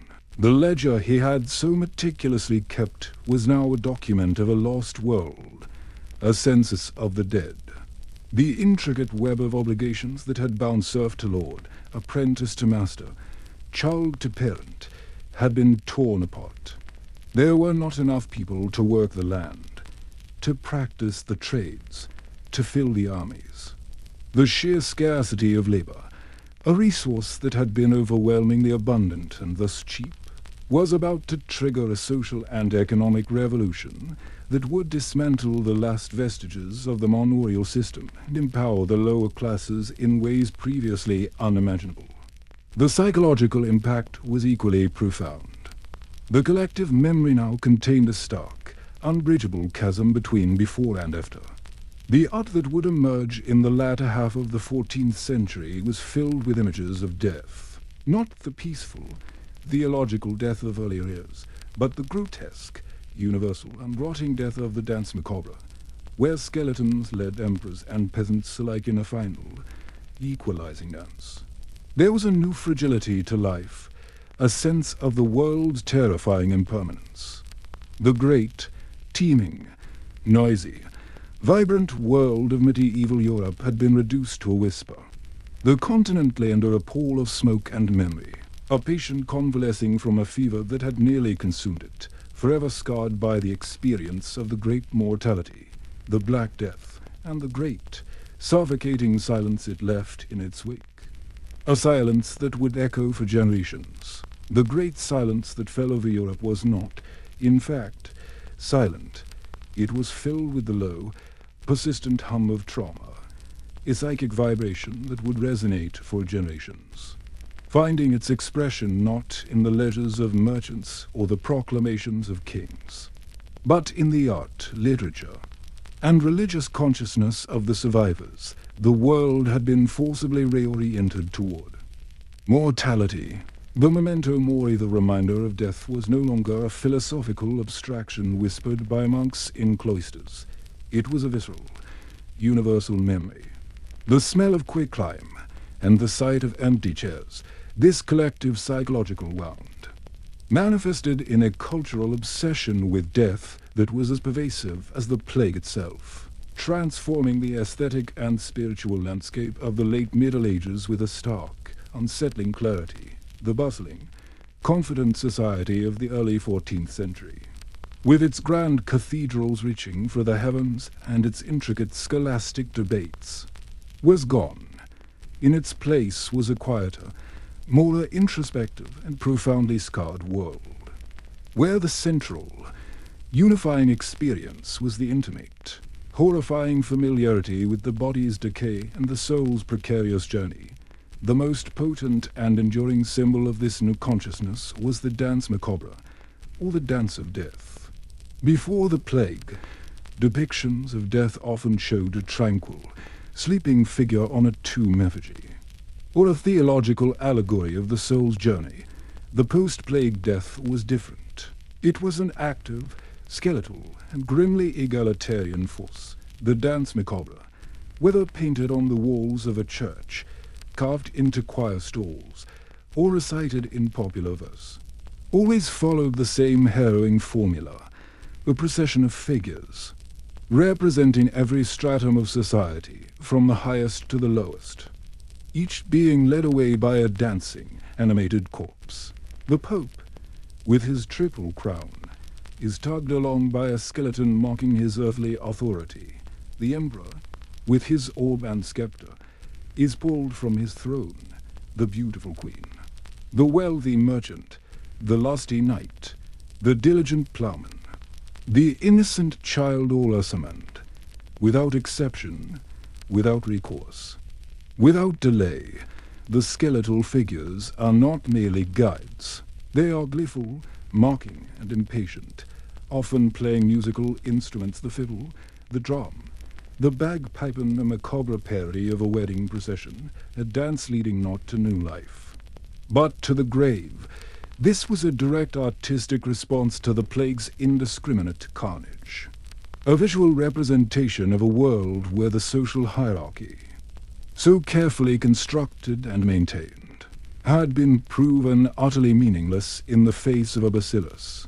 To stand in a church like the one at the Abbey of Loches-Doux in France, where a vast, chilling dance macabre mural stretches across the nave, was to receive a sermon in pigment and plaster. The atmosphere in such a church was no longer one of serene contemplation, but a sobering confrontation. The light would have been dim, filtering through windows that may have been dedicated to the memory of entire families now extinct, casting long, dancing shadows that seemed to animate the painted figures. The murals themselves were not hidden away in a side chapel, but placed prominently in the nave. Ensuring every parishioner would see them during Mass, the figures were often life-sized. Their procession unfolding at a level, making the viewer an implicit participant in the parade. The colors were often muted ochre, grey, and a stark, bone-white for the skeletons against a dark background. As if the scene were taking place in the twilight between life and eternity, the Latin nor vernacular verses that would have been inscribed below each pair, now often faded, were dialogues of devastating simplicity. The living figure would plead, bargain, or boast, "I am a doctor of great renown. My cures are known throughout the town," to which the skeletal death would reply with a chilling, rhyming couplet, "Doctor, your arts are now in vain. I have brought you to a final pain." The message was relentless. Your station, your wealth, your beauty, your power, your knowledge, none of it matters in the face of the great leveler. This was not just art.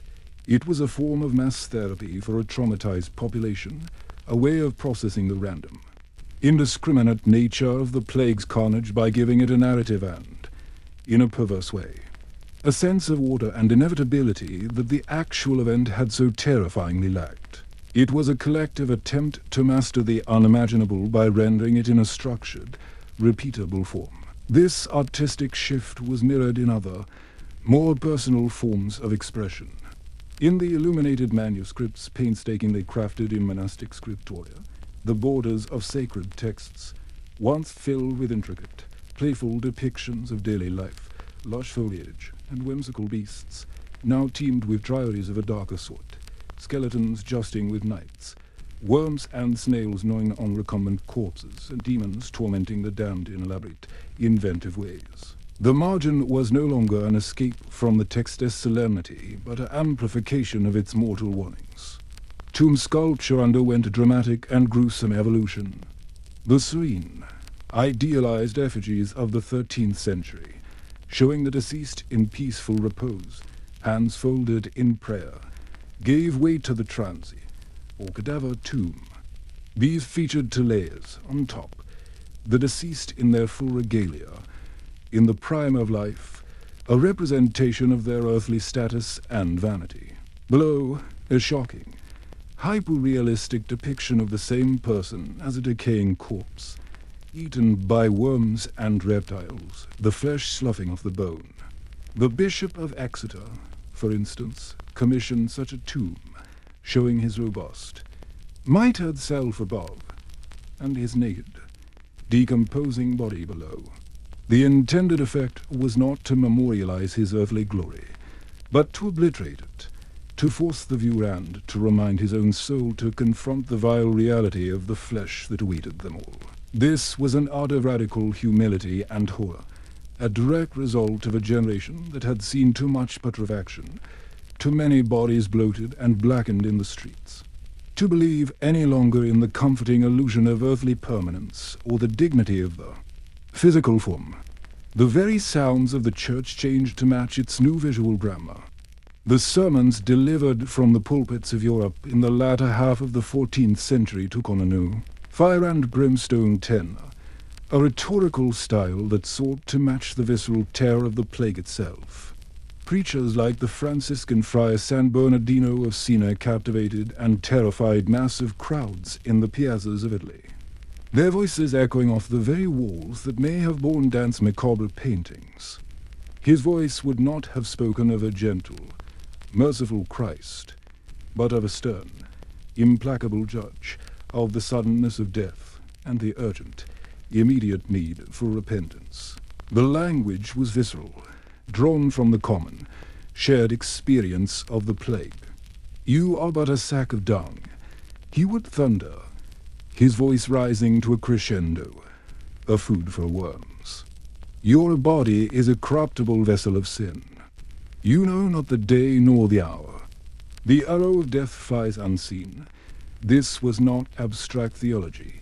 It was a direct reference to the reality that a person could be healthy at morning mass and be in a burial pit by nightfall. The liturgy itself, the daily rhythm of the mass, was now performed in churches that felt emptier, their acoustics altered by the absence of so many voices. The chanting of the monks or the few remaining priests would have echoed more hauntingly in the vast, cold space, a thin and lonely sound against the overwhelming silence of the departed. The Requiem Mass, the Missa Pro Defunctus, became one of the most frequently performed services. Its central sequence, the Dies Irae Day of Wrath, resonating with a terrifying new literalism for congregations who felt they had already lived through the end of days. Dies Irae, Dies Illa, the choir would sing, their voices a fragile bulwark against the despair. Solvet Caecum in favilla, Day of Wrath, that day, which will reduce the world to ashes. The lyrics described a world dissolving into glowing embers, a trumpet summoning souls before the throne. A king of tremendous majesty, from whom nothing could remain hidden. For a congregation that had seen their world literally reduced to the ashes of funeral pyres and their communities summoned en masse before a terrifying and inscrutable judgment. These were not merely words from a sacred text. They were a poetic recounting of their recent lived experience. This intensified focus on divine judgment and the fragility of life led to a surge in the importance of concepts like purgatory, a temporary state of purifying suffering for those who died in a state of grace but were not yet pure enough for heaven. The need to shorten one's own time or that of a loved one in this painful interim led to a booming economy in post-mortem piety. Endowments from masses to be said in perpetuity for the donor's soul became one of the most common forms of charitable bequest. Chantries, small chapels within larger churches staffed by priests, whose sole duty was to pray for the souls of their benefactors, sprang up everywhere, their foundation charters often explicitly citing the sudden death wrought by the pestilence. This was a direct, practical response to the trauma of dying without last rites. It was an attempt to buy, through institutionalized prayer and financial endowment, the spiritual comfort and assurance that had been so violently denied to the millions. This cultural shift was not monolithic. It was a deep, dark current that ran beneath the surface of a society struggling to rebuild. Alongside the obsession with death and decay, there were also flickers of a new, more personal and emotionally charged spirituality. The emphasis on the suffering humanity of Christ, rather than his divine majesty, became more pronounced. Devotion to the Passion, to the instruments of the torture, and to the 5 wounds, offered a way for individuals to connect with a God who had also suffered, who understood physical pain and abandonment. Mystical movements, which emphasized a direct, personal, and often ecstatic connection with the divine, flourished as people sought God outside the compromised and traumatized institutional church whose priests had fled and whose rituals had failed. In literature, works like Giovanni Boccaccio's The Decameron, while framed by the plague, are a testament to the enduring human desire for life, storytelling, and earthly pleasure in the face of annihilation. But even these affirmations were cast in the long shadow of the pestilence. The stories told by Boccaccio's young nobles are a conscious, deliberate turning away from the death and decay outside their villa walls, a desperate, vibrant assertion of life, and wit that only makes sense against the backdrop of the mass death they are fleeing.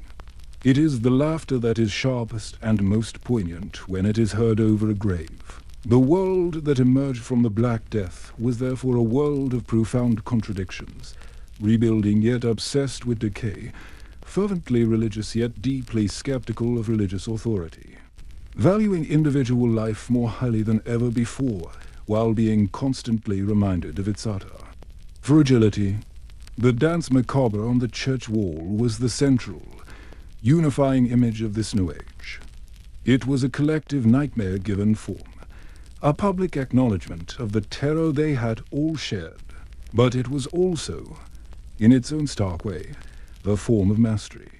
By painting death, by giving it a skeleton and a script, by making it dance in a predictable procession, they robbed it of a small measure of its power. They could not defeat mortality, but they could frame it, contain it within the borders of a fresco, and in doing so, the survivors began the long, slow process of learning to live again, not in spite of the shadow on the wall, but with its grim, silent, and ever-present company. The Art of Death became, paradoxically, a manual for a life in a world forever altered. The psychological and spiritual tremors of the Black Death were profound, but the seismic shockwaves that truly shattered the medieval world were economic and social. The plague had performed a brutal, continent-wide experiment in supply and demand, but its variables were not goods or currency. They were human lives and human labor. The result was a fundamental recalibration of power, a slow, grinding, and often violent revolution that cracked the foundations of feudalism and began the long, and even process of building a new order from the rubble. The world of Brother Gerbert's ledger, a world defined by fixed obligations and a surplus of labor, was turned upside down. In its place emerged a world of negotiation, mobility, and unprecedented opportunity for the common person, all born from the grim arithmetic of the grave. The most immediate and tangible consequence was the labor shortage. The fields told the story most eloquently. Where once the three-field system had hummed with the coordinated activity of dozens of peasants' guiding the heavy plows, women and children weeding, spreading manure, and reaping, there was now a haunting stillness. Vast swathes of arable land lay fallow, not by rotation, but by desertion. The wheat and rye grew stunted and choked with thistles. The barley patches were invaded by scrub. The Lord's domain, the land he reserved for his own profit, which had been worked by the compulsory, unpaid labor of his tenants, now threatened to become a net loss. There was simply not enough hands to plow, sow, tend, or harvest. The manorial system was a machine that ran on the fuel of human muscle. And that fuel had been catastrophically depleted, an entire class of skilled agricultural workers, the carters who knew the oxen, the thatchers who could make a roof watertight, the dairymaids who understood the cheeses had vanished, taking their irreplaceable knowledge with them. A chronicler noted the absurdity of it all. There was such a lack of servants and workers that everyone was ignorant of what to do. For the beasts and cattle strayed through the fields and among the crops, and there was no one to drive them off or gather them in. This collapse in the supply of labor created a seller-s market for the first time in living memory. The peasant, the villein, who had for centuries been bound to the land and subject to the will of his lord, now found himself in a position of previously unthinkable leverage. His labor was a scarce and valuable commodity. If a lord wished to have his fields cultivated, his sheep sheared, and his mills operational, he could no longer simply command it. He had to compete for it. This led to a dramatic and disruptive shift in wages and prices. The price of food, particularly grain, initially spiked due to harvest failures and distribution breakdowns during the plague years, but as population levels remained low. The long-term trend was a fall in grain prices. There were fewer mouths to feed. Conversely, the price of labor wages skyrocketed. A thresher or a reaper who had earned 2p a day before the plague could now demand 4, 5, or even 6, A ploughman could command a small fortune for the first time. A common laborer could afford to eat meat more regularly, wear better clothes, and even save a little money. This sudden improvement in the standard of living for the lower orders was viewed with horror and indignation by the elites, who saw it as a violation of the natural order. The lords of the manor, the bedrock of the feudal aristocracy, faced an existential crisis. Their wealth was predicated on the land, and the land's value was predicated on the cheap, compulsory labor of a large, immobile peasantry. That foundation was gone. They responded in a variety of ways, all of which served to accelerate the system's decline. Some, clinging to the old ways, tried to use the force of law to freeze wages and restrict movement. The most famous of these attempts was the English Statute of Labourers in 1351, which decreed that wages must return to pre-plague levels and that labourers could not leave their home parish in search of better pay. It was a desperate, rearguard action to legislate against the immutable laws of economics. Enforcement was patchy and largely ineffective. The economic pressure was simply too great. A lord in one village might obey the statute, but his neighbour, desperate to get his harvest in, would offer higher wages under the table, poaching the workforce. Other lords, more pragmatic or financially pressed, were forced to make concessions. They began to commute labor services into money payments instead of requiring a tenant to work 3 days a week on the lord's land. They would allow him to pay a fixed rent and spend all his time working his own holding or for other employers for cash. This shift from obligation to contract was a monumental change.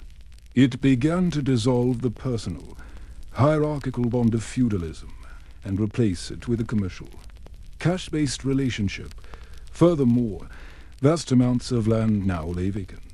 Lords, unable to find tenants to work it under the old burdensome terms, were forced to offer leases on much more favorable conditions.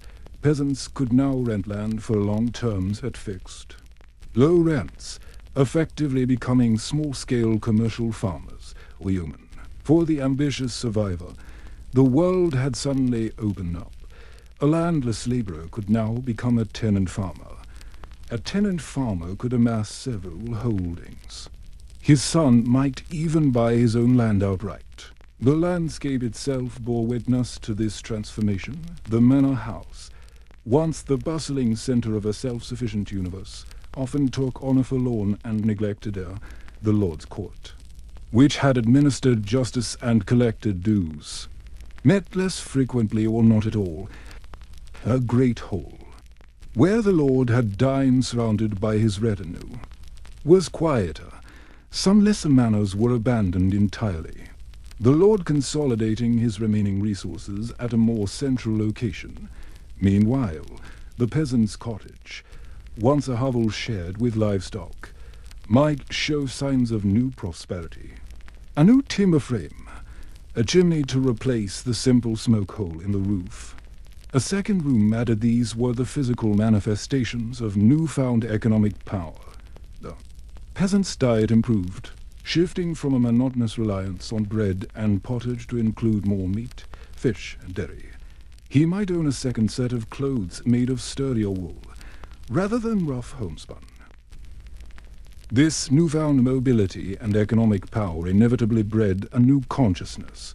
The peasant who could negotiate his wages, choose his employer, and rent land on favorable terms was less likely to doff his cap and accept his lot with passive resignation.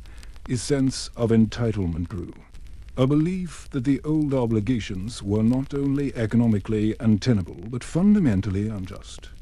This simmering resentment, fueled by the elite's attempts to roll back gains through legislation like the Statute of Labourers, would eventually boil over into open rebellion in the following decades, most famously in the English Peasants' Revolt of 1381, when the rebel priest John Paul asked, "When Adam delved and Eve span, who was then the gentleman?" He was giving voice to a radical egalitarianism that was directly fostered by the post-plague labor market. The plague had not created this idea, but it had created the material conditions that made it plausible to the masses. The transformation rippled through the urban economies as well in the towns. Guilds found their monopolies threatened as they struggled to find enough masters and apprentices.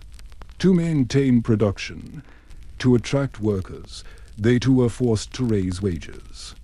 Breaking their own strict regulations, the shortage of skilled craftsmen weavers, masons, carpenters, smiths meant that those who survived could command premium prices for their work, accelerating the accumulation of capital in the hands of the urban middle class, the decline in population also meant that inherited wealth was concentrated in fewer hands, creating new fortunes and further stimulating a money economy.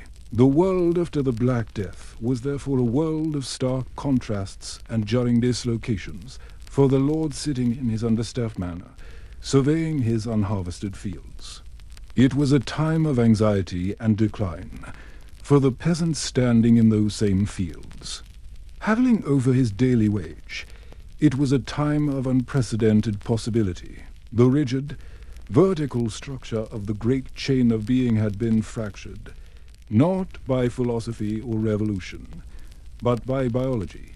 The pathogen had, in its blind, destructive progress, accomplished what centuries of smoldering discontent never could. It had made the laborer, common man, valuable. It forced a renegotiation of the social contract, shifting the balance of power incrementally, painfully, and permanently away from the landed aristocracy and toward the laboring classes. The feudal order, with its intricate web of duties and dues, did not collapse overnight, but the Black Death drove a wedge into its core, a wedge made of empty houses, silent forges, and until earth a wedge that would, over time, pry open the modern world. The immediate crisis of the Black Death subsided, but it did not conclude. The plague became a permanent, if intermittent, resident in Europe, a dormant fever that could flare up without warning for the next 3 centuries. The great pestilence of 1347 to 1351 was not a single event to be mourned and then relegated to history. It was the opening of a new and terrifying chapter in the human story, one in which the spectre of a swift, agonizing, and mass death became a recurring fact of life. The memory of the initial cataclysm was not allowed to fade, seared into the collective consciousness by subsequent, smaller eruptions, the plague years that would strike a city, a region, a nation every decade also, each one a fresh, painful poke at a wound that never fully healed. The way society remembered, processed, and mythologized the plague was as complex as the event itself, creating a rich and dark tapestry of folklore, superstition, and altered tradition that would shape European culture for generations. The most potent mechanism for keeping the memory vivid was the plague's stubborn recurrence. While none of the subsequent outbreaks matched the continental scale and mortality of the first, they were devastating enough to ensure that no single generation between the 14th and 17th centuries lived entirely free from its threat. An outbreak in 1361, dubbed the pestis secund, or the children's plague, carried off a new generation that had no immunity. Another wave in 1374 reinforced the sense of a cyclical, inescapable curse. The plague became a periodic visitor, its rival tracked with the same grim attention as the harvest or the weather. In 1665, London was gripped by its last and most documented major outbreak, the Great Plague, which killed an estimated 100,000 people. The famous diarist Samuel Pepys recorded the city's descent into fear, crosses painted on doors, the nightly rumble of the dead cart and the cry of "Bring out your dead," and the eerie silence of abandoned streets. Each of these outbreaks was not a new disaster, but a return of the old one, a confirmation of a deeply ingrained fear. For a child born in 1400, they might live through for all 5 major plague visitations in their lifetime, each one reinforcing the stories told by their grandparents about the great dying of the previous century. The plague was not history. It was a recurring character in the drama of their lives. In the absence of scientific understanding, this recurring trauma bred a rich and desperate ecosystem of folklore and superstition, the collective mind. Unable to accept the randomness of the bacillus, populated the invisible world with agents of causation and symbols of warning. The most pervasive of these was the figure of the plague as a spectral archer, shooting invisible arrows that would strike down victims. This image, found in poems, sermons, and artwork, gave a tangible form to the sudden, piercing onset of the disease. A person could be going about their day and be struck by a fever, as if by an unseen bowman. This belief found physical expression in the sudden, sharp pains that sometimes accompanied the initial infection. Interpreted as the moment the arrow struck, another common motif was the phantom horseman, or the plague maiden in German folklore. A spectral woman in a red dress or a headless rider on a pale horse was said to wander the countryside. Her appearance in a village or her glance through a window was an omen of certain death. She was not the cause, but the herald, a personification of the inevitable. These stories served a psychological purpose. They created a narrative. It was less terrifying to believe a specific supernatural entity was marking you for death than to accept that a miasma or a constellation could randomly and senselessly end your life. They offered a target for fear, however illusory. The behavior of animals was scrutinized for a portents. The howling of a dog at night, long considered an omen of death, took on a new and specific dread. But the most potent animal symbol, born directly from the pandemic's reality, was the rat. While the medieval mind did not understand the rat's rules of vector, it could not help but notice the correlation. Stories circulated of rats behaving strangely before an outbreak, of them fleeing houses in great numbers, or lying dead in the streets. They became unclean harbingers. To dream of rats was to dream of the plague.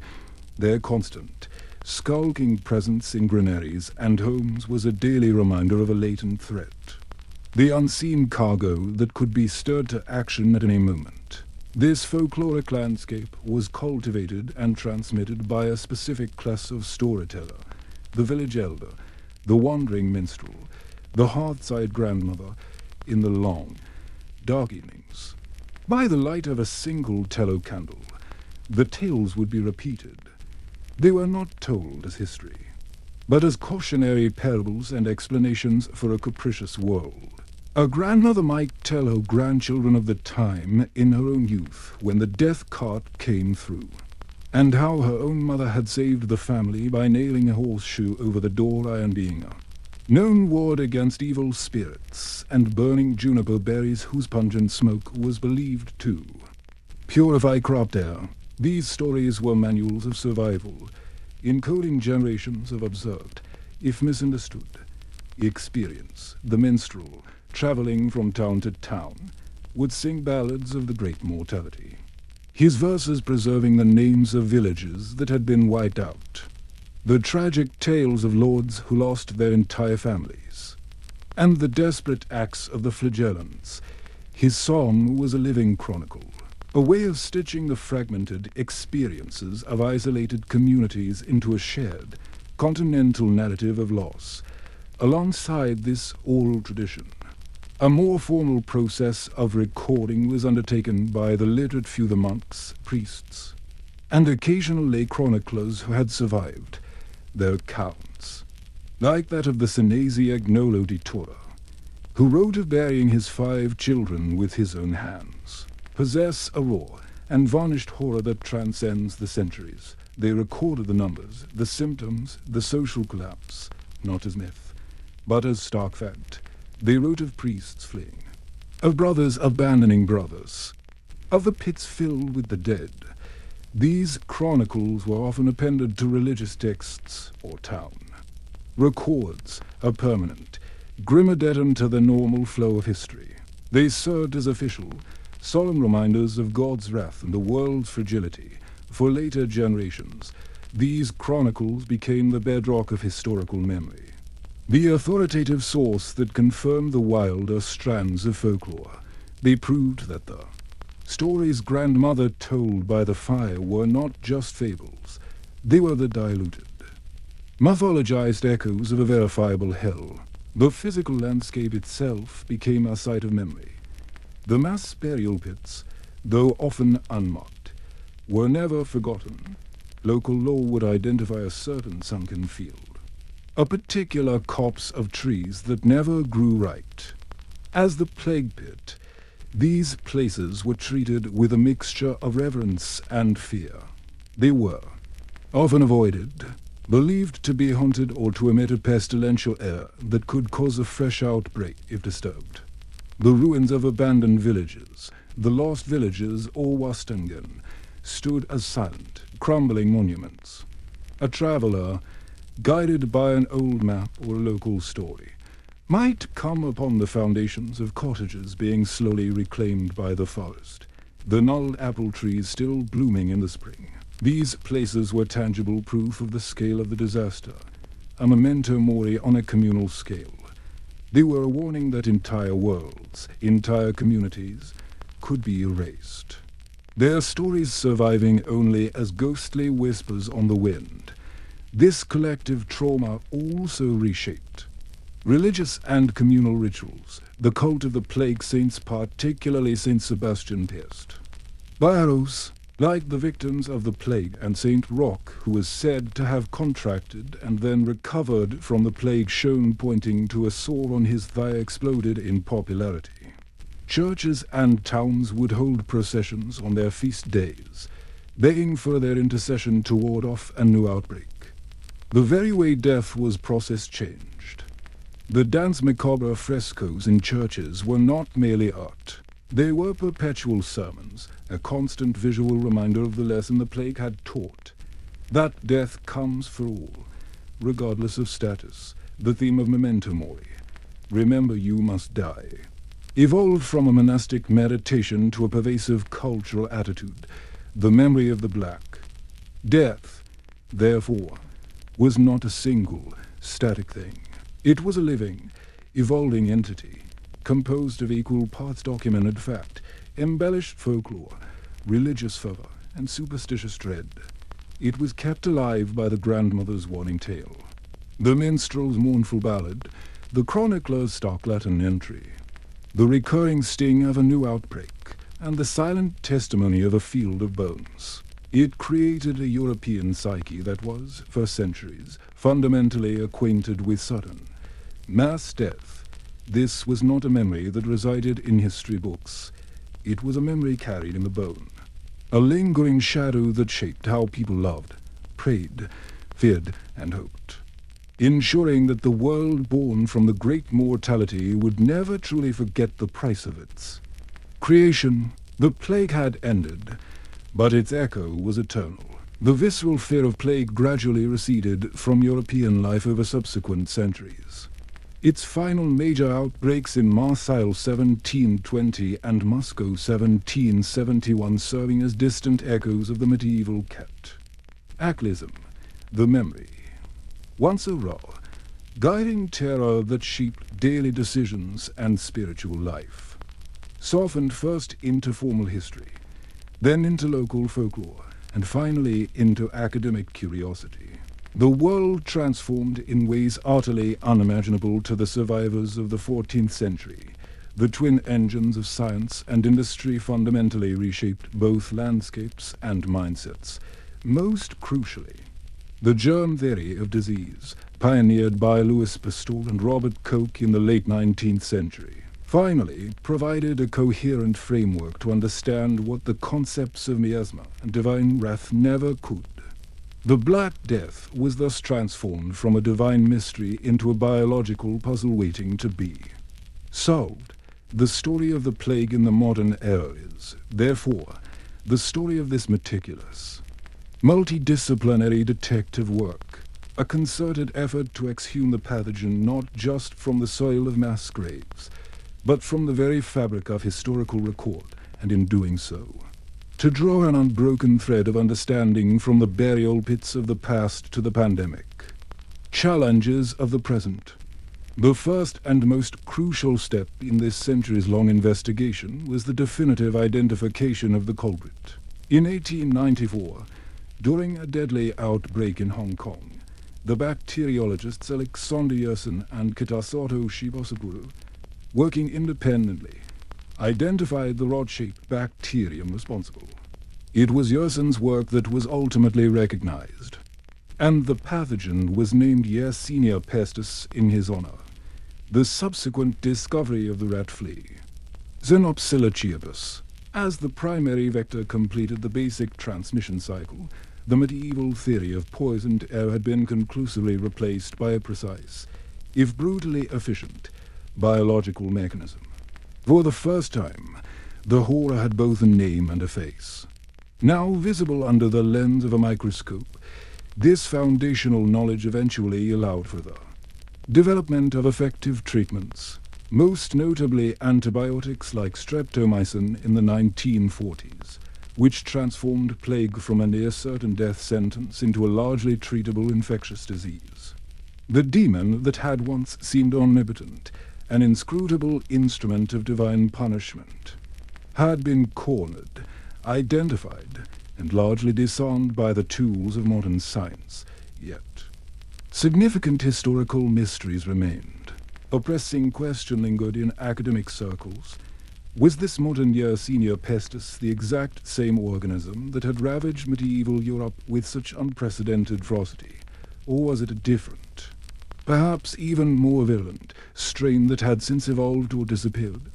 The answers began to emerge from a most unexpected source, the dental pulp of the long dead.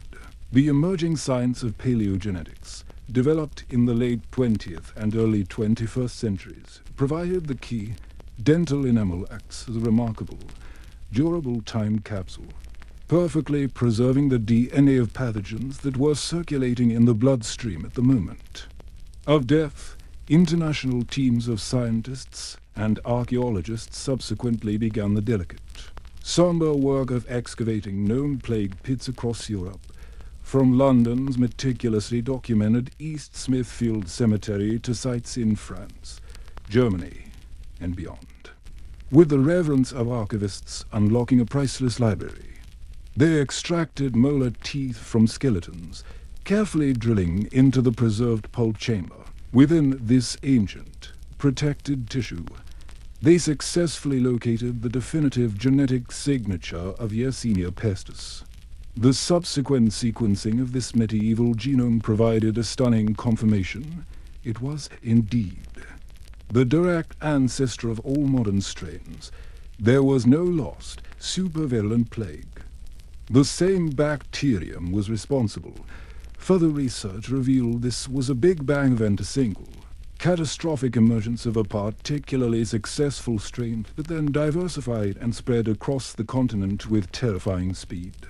The painstaking manorial ledger of Brother Gerbert and the raw, personal chronicle of Ignolody were now powerfully corroborated by a biological record written in the immutable language of DNA, a final, unimpeachable testament to the cause of the suffering they had so vividly described.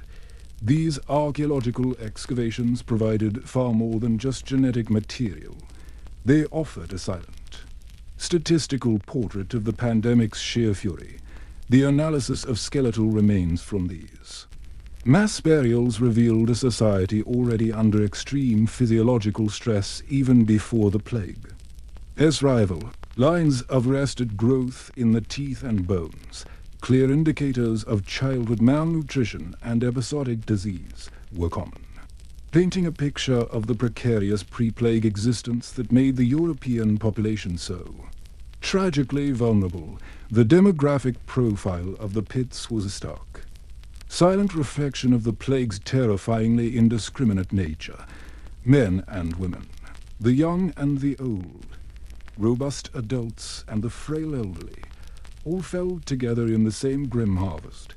There was no safety in strength, no immunity in youth, perhaps most poignantly, the careful, non-random arrangement of some bodies, often laid in orderly rows, spoke of a community struggling to maintain a final shred of dignity in the face of overwhelming social collapse, a quiet, archaeological counterpoint to the chaotic contemporary descriptions of bodies being unceremoniously tipped into trenches.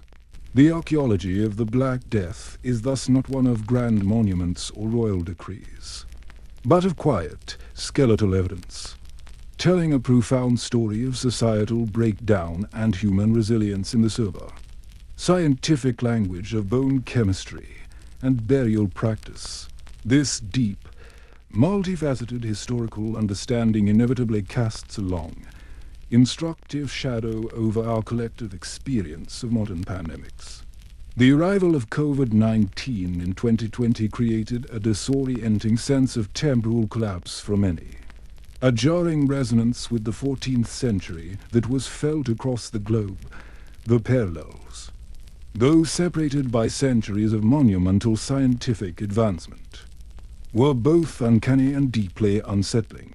Once again, a novel pathogen, emerging from an animal reservoir, exploited the very networks of global connection the Silk Roads of old now replaced by dense international air travel to circumnavigate the planet with breathtaking speed. The initial public health response was similarly fundamentally medieval in its principle, a heavy reliance on isolation and quarantine. The modern, large-scale equivalent of a terrified medieval town bolting its gates shut, the surreal, universally shared sight of emptied city centers, silent airports, and populations hiding in their homes from an invisible, airborne threat was a scene straight from the pages of Boccaccio or Di Mussi.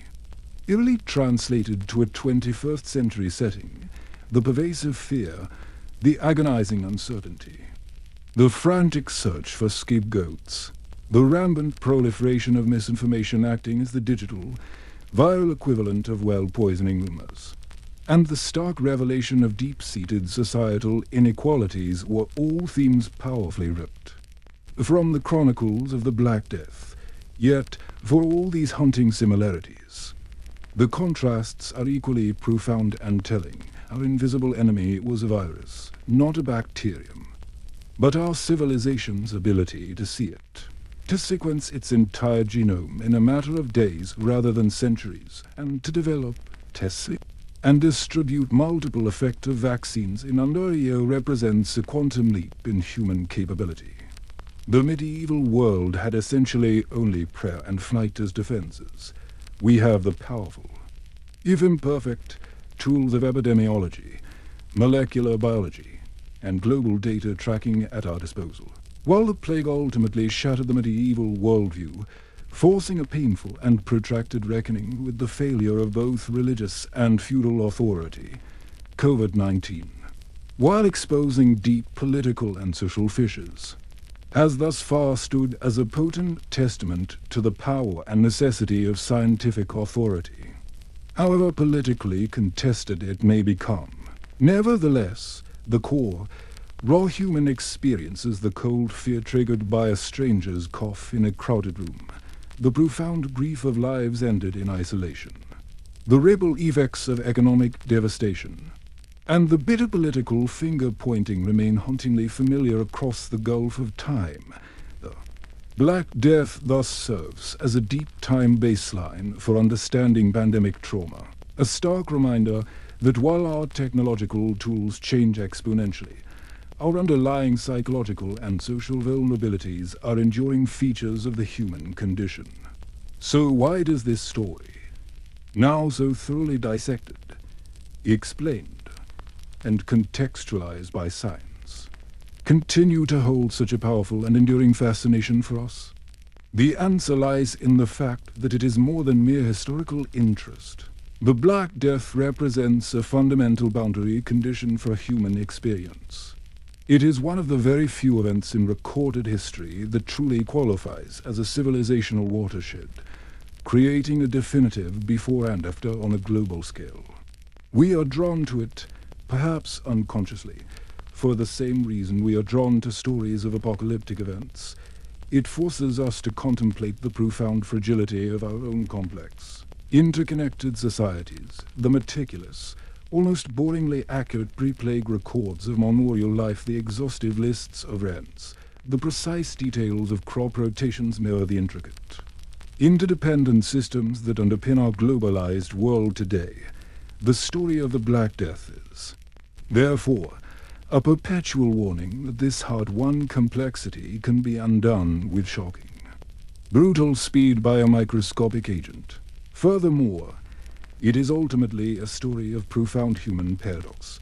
It showcases humanity at its most abject and fallible, the parents abandoning their children, the priests fleeing their flocks, the mobs burning innocent scapegoats, but with equal power.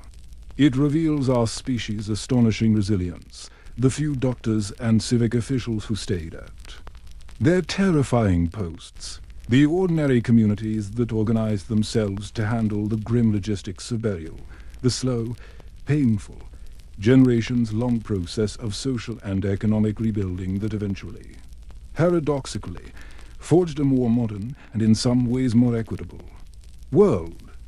It is a narrative that holds in tension our bottomless capacity for a firand, self-preservation with our stubborn, indefatigable will to survive, adapt, and rebuild. Ultimately, the calm, immersive study of the Black Death, pursued in the style of the most methodical historian, leads not to a feeling of morbid dread, but to a quiet, profound reflection on continuity. It teaches the enduring lesson that history is not just a record of kings and battles, but of microbes and markets, of climate and commerce, of everyday people facing unimaginable catastrophe with whatever resources they can muster. The story of the plague is, at its heart, the story of the anonymous tenant farmer whose entire world vanished in a spring planting season, of the Italian merchant whose prosperous trade routes became sudden highways of death, of the child who inherited an emptier, quieter, but opportunity-rich world by stretching every detail, by patiently immersing ourselves in the sensory atmosphere of a crowded medieval street or the profound silence of a deserted village. We achieve a genuine form of empathy across the centuries. We come to recognize that the stylized figures in the Danse Macabre frescoes were not mere symbolic abstractions. They were individuals who loved, hoped, built, and feared in ways we can immediately recognize. The thread that connects us to them is not merely one of shared biological vulnerability to pathogens, but of a shared, deeply human consciousness. The Black Death endures in our collective imagination because it functions as the ultimate memento, mori for a civilization itself, a calm, steady, and perpetual reminder of our shared past and a sobering lesson in humility for our planetary future. The plague subsided. The mass graves were gradually covered over by soil and grass, and the world, scarred but resilient, moved on. Yet the memory, now illuminated by the cool, analytical light of modern science, remains an indelible part of who we are, a ghost in our genome, and a cautionary tale etched into the foundation of the modern world. And that was the Black Plague, a sickness that reshaped the world, not just in the millions it took, but in everything it left behind. The silence of empty villages, the rise of new ideas, the cracks it carved into faith, art, and the human spirit, all of it still echoes.